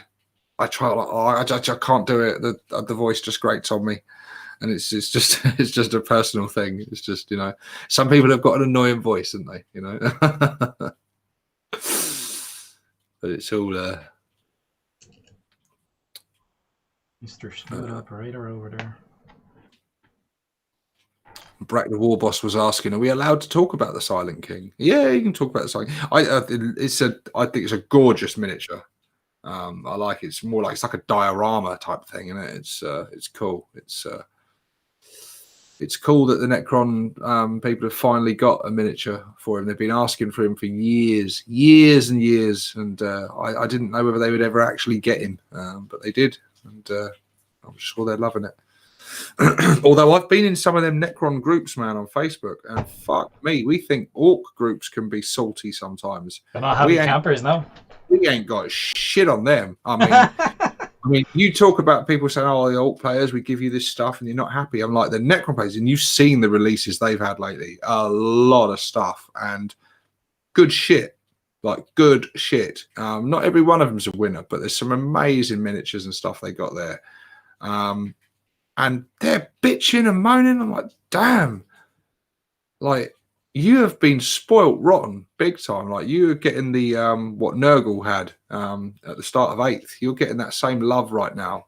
And your army has the range of miniatures. They've doubled in size. You know, the range of stuff they've got now. It's huge recasts, remakes of existing miniatures and brand new characters, and yeah, they should be loving life. But yeah, some of them were not enjoying it, and giving Nick some jip in the groups as well. And yeah, well, for being positive, I guess so. Yeah, I don't know, but yeah. Strange bunch, those Necron players. I thought you were a secret Chrome Dom I yourself. was, and I'll tell you what, if I was still doing Necrons now, mate, I'd be loving life. Yeah, you think I'm on the hype train sometimes on my channel as it is. If I was on the hype train, mate, at the I controls, chill, fucking let's go, lads! I'll tell you what, mate, if I was still a Necron player now, shit me, that train would be going into overdrive. They've got it good, man. Necron players have got a lot to be happy about right now. You know, it's bad when an orc player is turning around and saying that another faction's being moany bitches about releases. Yeah. I think most other Xenos factions now can look at Necron players and go, "Look, guys, you got nothing to bitch about. I know it's been a long time. And you went years with nothing, but you've got, like, you can get nothing for the next 5 years and still be happy right now. Seriously, you're fine.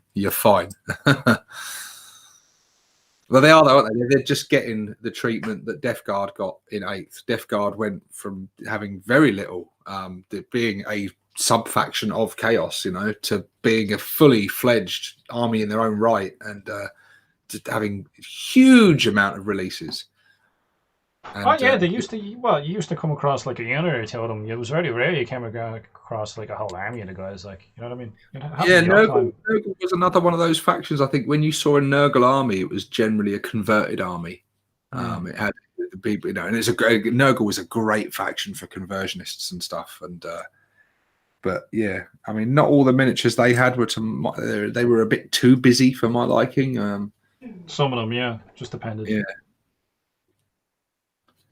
TLC Creation says dropped $485 on Necrons today. Wow.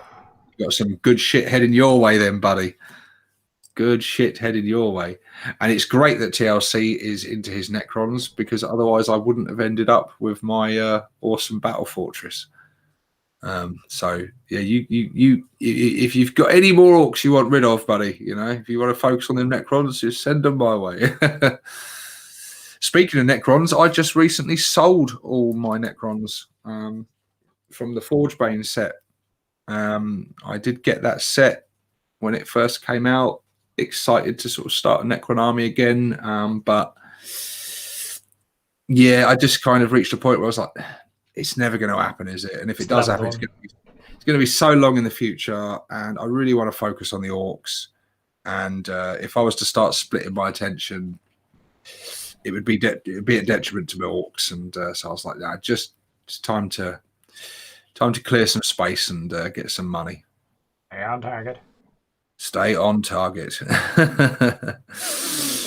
Dave Dog, anyone who mixed the undead with James Cameron's The Terminator has got to have a screw loose. It's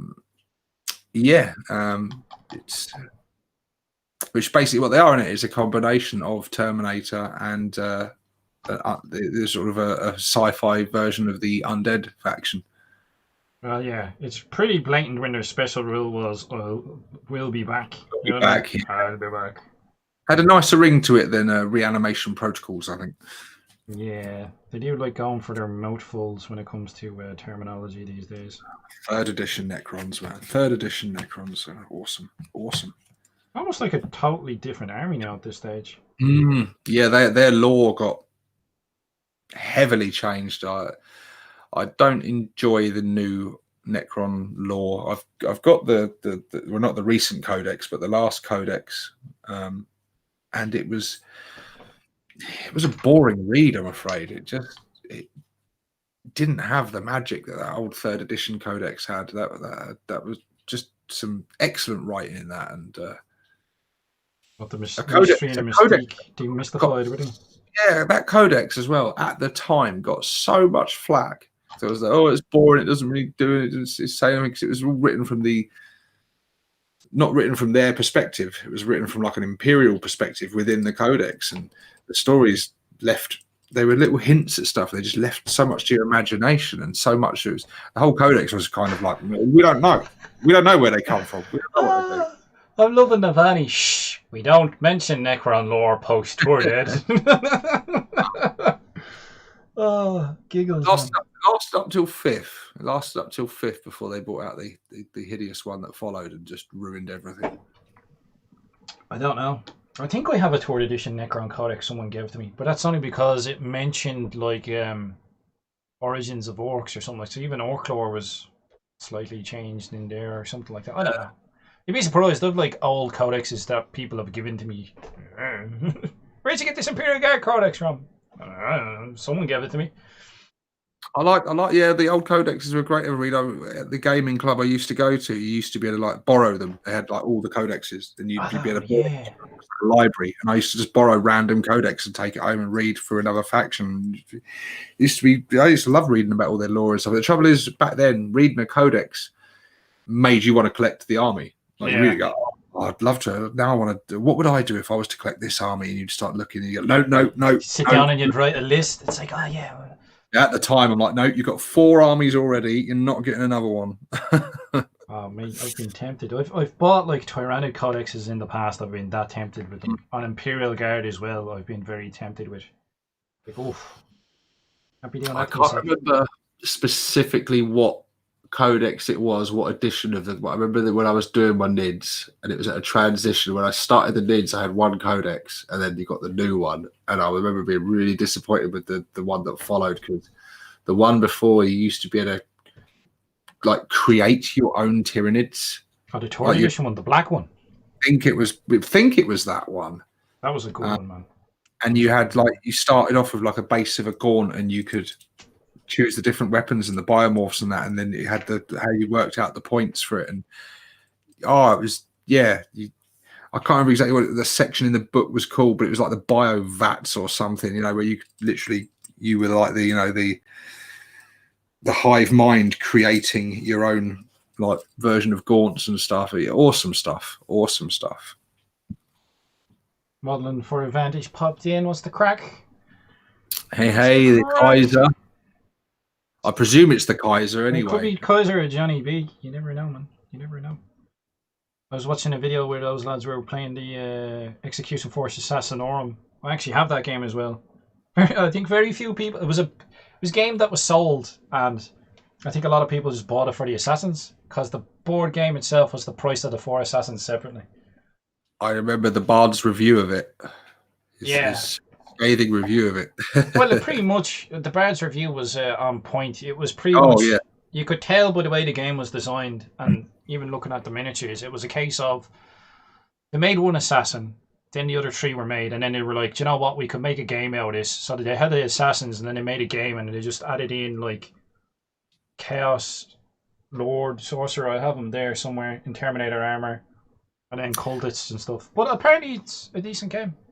They've done a lot of that. Do you remember? I remember the Dark Elder game they did a few years back, and they did aliens and jet bike riders in it. Yeah. Kimura or something like that. But it was a really good value way of getting just a shitload of Hellions and jet bikers, because it would have cost you more to buy the kit separately, and you got a bonus little game in it. And I think it even had some like cardboard like terrain bits in there, little spire things and stuff to fly around.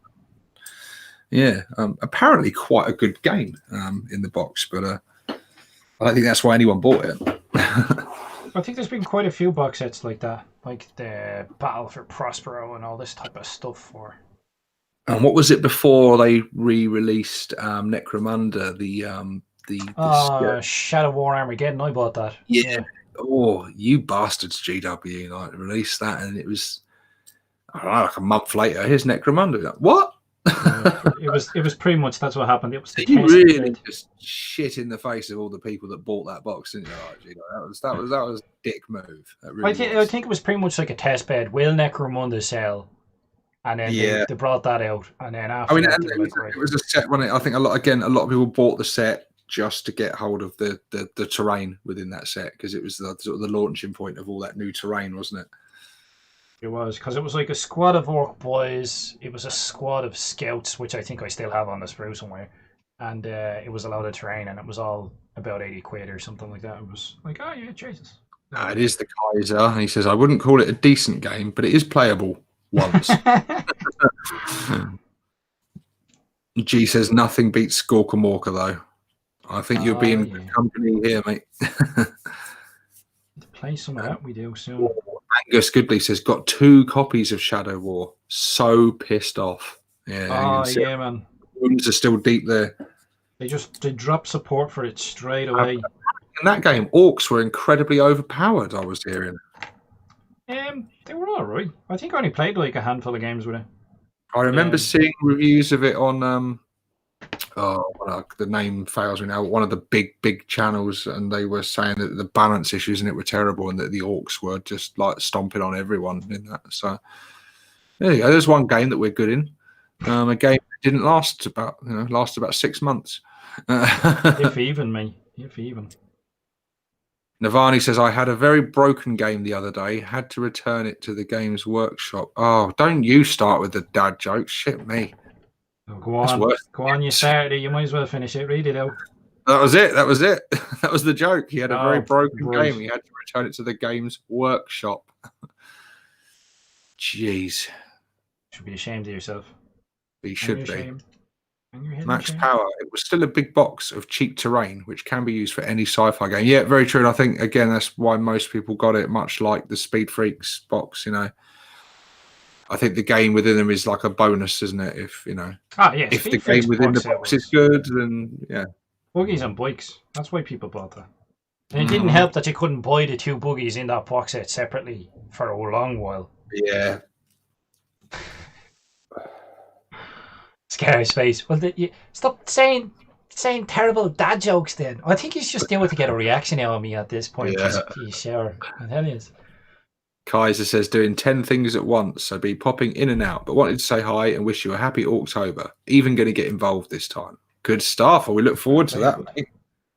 We shall look forward to it. Sounds like you got some orc-based content heading our way. Good stuff. Let's just have some Rogue Trader ones for fighting against Johnny B's Rogue Trader Marines. I was like, ooh, they look nice. They're a good bunch of lads on that Modelling for Advantage. Yeah. If you haven't checked them out, go click on Modelling for Advantage there and throw them a subscription. I like their format. It's very bite-sized, kind of like a little mini show of lots of different sort of bits of content, and yeah, good stuff. Bits and pieces, and they dabble on different war games as well. So you'll see some of the Warlord games. They've been looking at the funniest one was they're doing their box review. I forget, it's like War in the Pacific or something like that, and it's all like resin ships. And you'll watch it yourself. You'll see the moment. It's just hilarious. I'm not gonna ruin it for you. If you haven't watched it, go watch it. It's fun times. Yeah, they did. I do chuckle at their videos. They have some banter back and forth, and it's good stuff. It's like, oh, this resin ship's very flexible, Yeah, they go into some real obscure stuff sometimes as well, don't they? But I like that though. I like that they do a mixed bag of stuff, so that they do a bit of historical stuff, don't they? And I think I'm starting to lean that way towards channels myself. I like watching channels that do more than one gaming system, so you can have like a passing interest in something and be like, oh, that looks cool, I still enjoy what used to be Beasts of War on tabletop. They cover a lot of that, and they cover a lot of Kickstarter stuff and all different games. And I haven't watched them in an age, man. Mate, I tell you what, I think if you're into all your kicks, they're covering all that stuff all the time. Hold on now, like Dame's falling into that black hole that is Kickstarter. I don't want to go. Like, I went mad on the BattleTech one. I don't want to go down that Kickstarter they introduce you where they cover. They brought a lot of things to my attention. I'm like, oh, that looks good. Nope. They've been recently covering the Hero Quest. Oh Jesus! Here we go.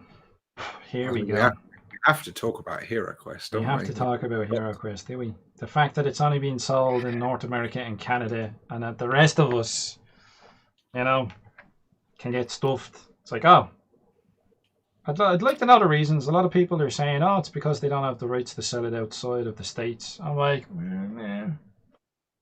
I could see that. Yeah, they've changed a lot of the aesthetics and stuff as well, haven't they? This has got nothing to do with GW this time, has it? No, I think they've gotten the things that the miniatures and the original Hero Quest that Games Workshop 100% on the rights to were the Chaos Warrior and the Fimir. I know the Fimir were made for that game. They're basically based off of the Irish folklore Fomor, and just changed up a bit. They have some quite seedy lore, don't they, the Fimir? There's I think a YouTube channel. I saw a video about their lore, and there's some. Yeah, there's a bit sort of Slaneshi kind of vibes with some of them.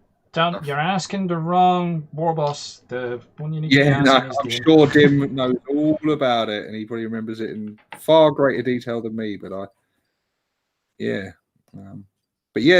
Hero Quest game. I mean, it's got a more modern look, hasn't it? The art style has changed a lot. It's gone away from the sort of the iconic artwork that we love from the cover of that game, of like ultra sort of realistic.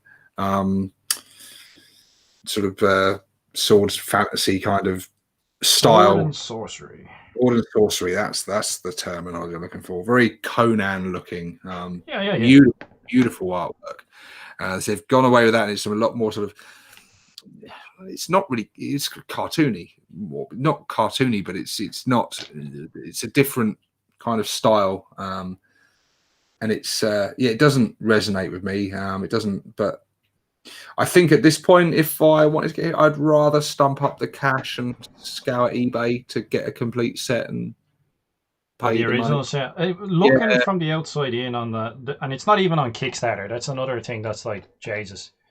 But yeah, looking at it from the outside in, and it looks like it's literally. It looks like it's the original game, just repackaged, re-imaged, and reboxed. What's with that? Having their sort of own sort of version of Kickstarter, it's like they don't want to make money. Who knows?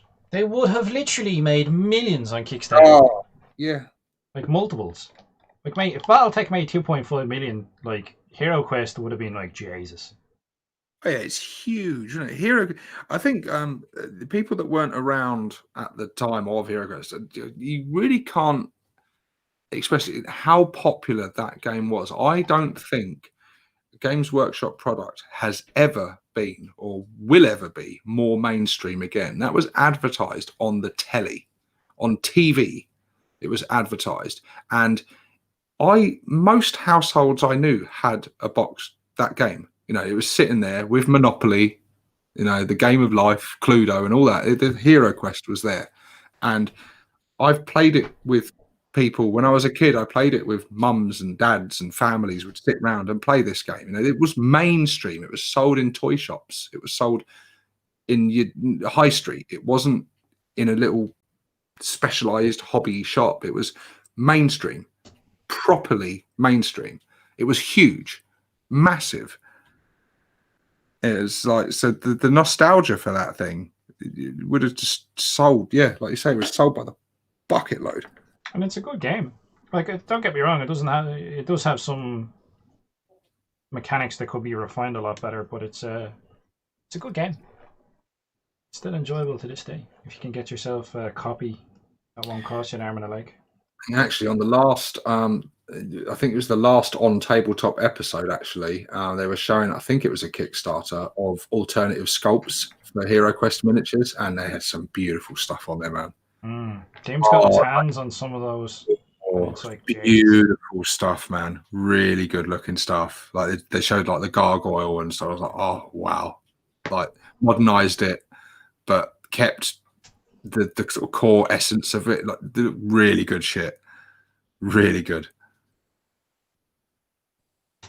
Yeah, definitely. I'm surprised. I think quite a lot of people are surprised how popular it is. Like its status seems to have grown over time rather than diminished. Hero Quest.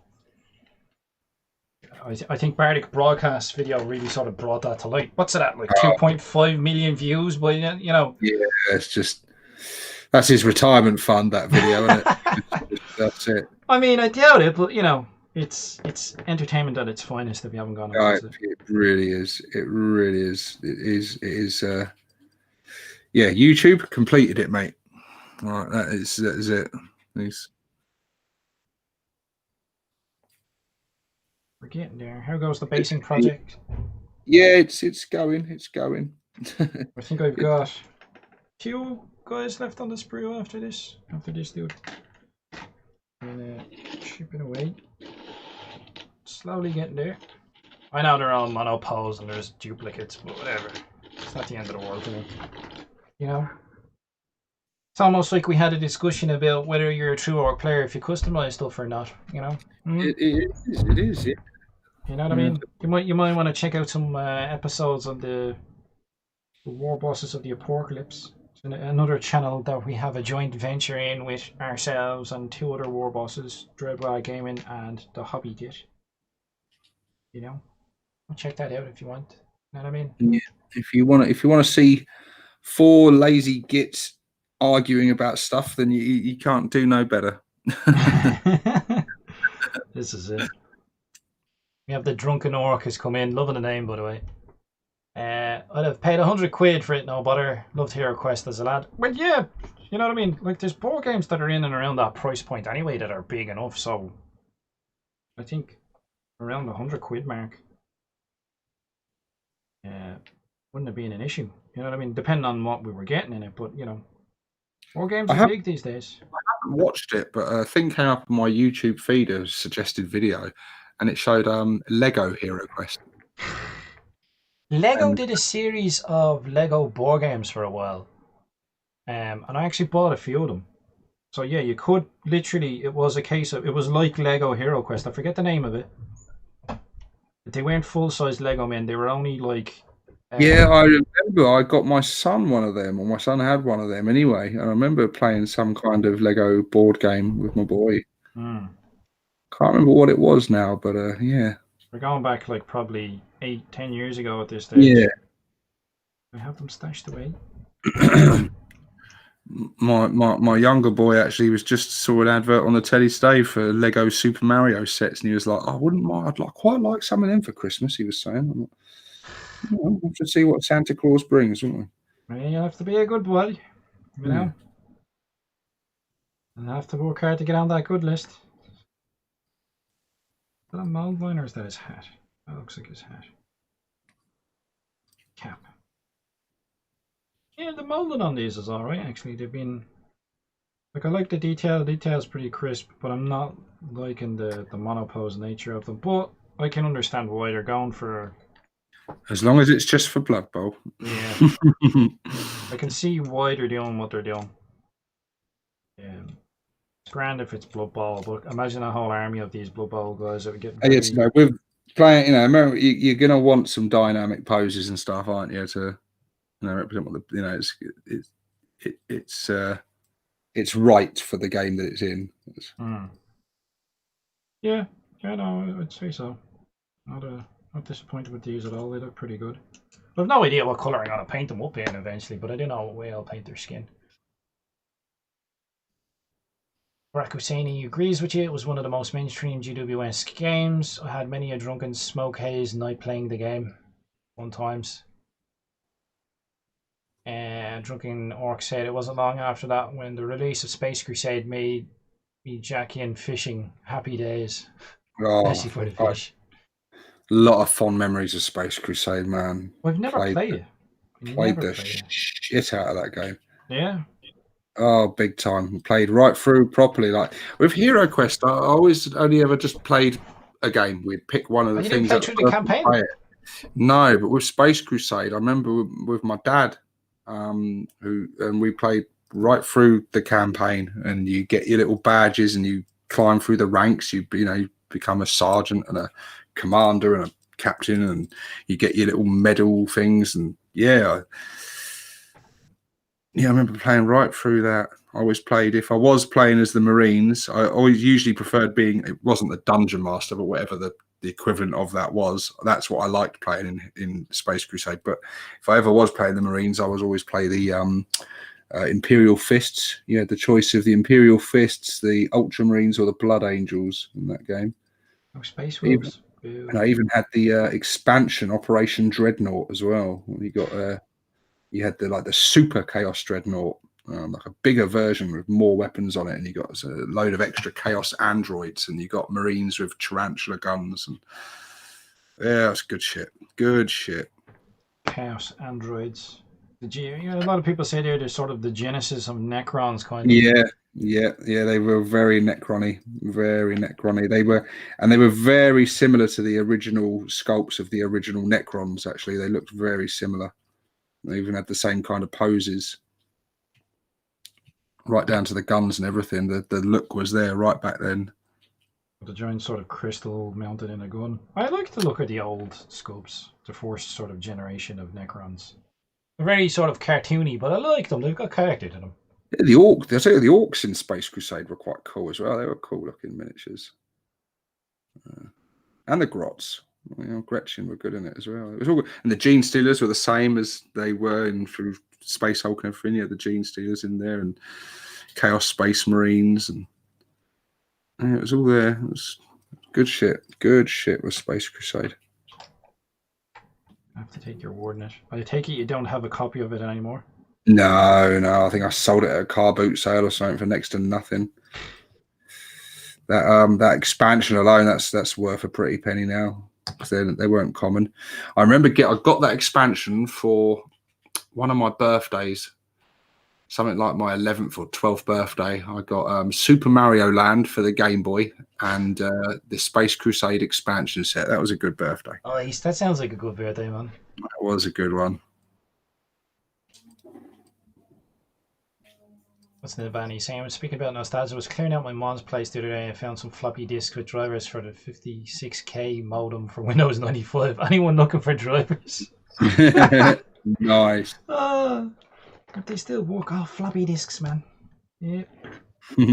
Floppy disks. Yes. People be like, what are you talking about? It's like, you had to be there. I remember that in sixth form, walking around with a floppy disk, in my pocket with all my bloody fucking assignments and projects on there, saved on them. I had one floppy disk when we were in primary school, and I think it cost me 50 pence or something. You bring it up to school. You'd mess around. They were, I can't remember, they were like Gateway 2000s were the computers. I think our school got a lot of computers cheap because there was a factory nearby. Gateway. We had the 286s and the 386s, and I think in the classroom there was one 486, which everyone used to fight over. Well, it was a good one, was it? Yeah, that was the powerful one. Angus Goodleaf saying Talisman was a favourite of mine back in the day. Talisman, good game, man. Good game. I heard a lot about that. Never played it, but know of it. Basically, how Talisman works is there's like 3 concentric rings. There's like the outer ring, an inner ring, the very inner ring, and then there's like a boss fight in the middle. And you win Talisman by fighting the boss in the middle, but you also fight each other. So you go round and round and round, gathering gear, leveling up, beating the crap out of each other, and eventually someone goes into the centre and wins. But you're always shafting each other. That's Talisman. It's go crack. Cool. Yeah, it sounds cool. I do have Relic, which is the 40k version there, back when Fantasy Flight was doing it. I've got Forbidden Stars as well. I've never played it yet. And I've got that Horus Heresy board game I played a couple of times. I bought a lot of 40k board games because we used to go to Warhammer World a lot. And the whole idea was I wanted to be able to bring board games for people to play. And in Warhammer Worlds, you can only really play board games that are Games Workshop IP. So Chaos in the Old World is the best Warhammer board game I've ever owned and played.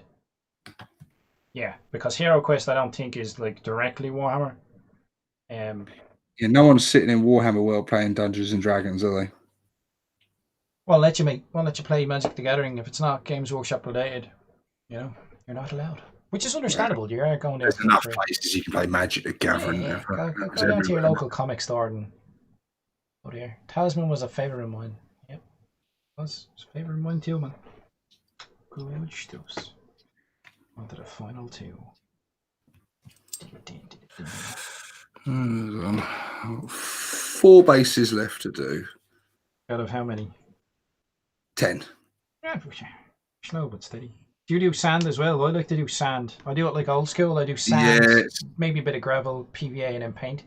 Yeah, that's exactly what I do. And I just put in a few little bits of like static grass and little tufts and stuff. Some sporadic vegetation on there. Bit of detail here and there. Hither and thither. Well, looking at the time, mate, I think yeah, it's probably time to wrap it up. Better bring it down. It's quite a long episode, longer than our usual one. Spoiled nearly 2.5 bleeding hours at this stage. We've been going live. We've made you wait several months before you get a 2 Bald Nobz episode, and there you go. We're still here. We're still alive. We're still kicking. Yeah, we're still here. It's like surprise. A bit older, a bit more bald, but we're still here. Yeah, we're still in one piece. Still have a lot of unpainted miniatures. Still building more. Happy days. Yeah, still going. Still working on that same 1500 point armor. Hey, look, it's getting there. It's gone up some points cost now, so it's getting there. It might happen one day. Another 2 editions, and I'll probably have like a 2K army painted. Yeah, that's it. We have the equivalent of an apocalypse force. Giovanni saying, I found 8 diskettes with Aladdin on them. I can't say that I missed disk swapping when installing stuff. I was a cartridge kid, man. Sega Mega Drive or Sega Genesis, depending on where you're from. That was our first sort of console in our house, and I still have it, and it's still up there. Well, a lot of it's 4 Amiga games. 500. Amiga 500 we had in our house playing Monkey Island with 4 discs. Insert disc 3. I think the only games I had were, like, do you remember back before we wrap it up? Sorry, yeah, going nostalgia, but some of the PlayStation games, like the Final Fantasies, you'd have like 4 discs or something. Yeah. Like that. I remember on the PlayStation 1 playing Command and Conquer Red Alert, and you had 2 discs, one for each campaign, whichever side you played on. But the great thing with that was if you had the link cable and another mate with a PlayStation, you have 1 disc each and you could play, fucking link up the 2 tellies. And me and my mate used to do that. And we used to have some great battles on that. But yeah, some of them games are multiple disc games. Man. Right. That's it. It's been fun. We've gotten most of the Blood Bowl dudes done. We'll probably have a team that needs painting up eventually. You managed to get your basing done. What are we doing? You know what I mean? The next one will be on your channel. God knows when that'll be. Yeah, I mean, hopefully, since it's October, we're kind of feeling the love for this again. Who knows? Might be another one fairly soon. We're putting the effort in. We're trying our best. We are putting the effort in when we can. We've got some war boss shit to do. Got some stuff to do on my channel here. So it feels like we're slowly easing back into it. So who knows, guys? May get another 2 bald knobs before the end of October. Maybe. We would like to. It just depends. We'd love to. It's all about life and time. But yeah, it's been fun. It's great. Thanks for joining us. Yeah, we hope you got some hobby done, and hopefully, as Steve-O said, you'll definitely be getting some more War Bosses content off of us in October, and hopefully we get another 2 bald knobs going. So that's goodbye from Skarnir, and don't forget to drill your barrels. 6+ Steve-O signing out.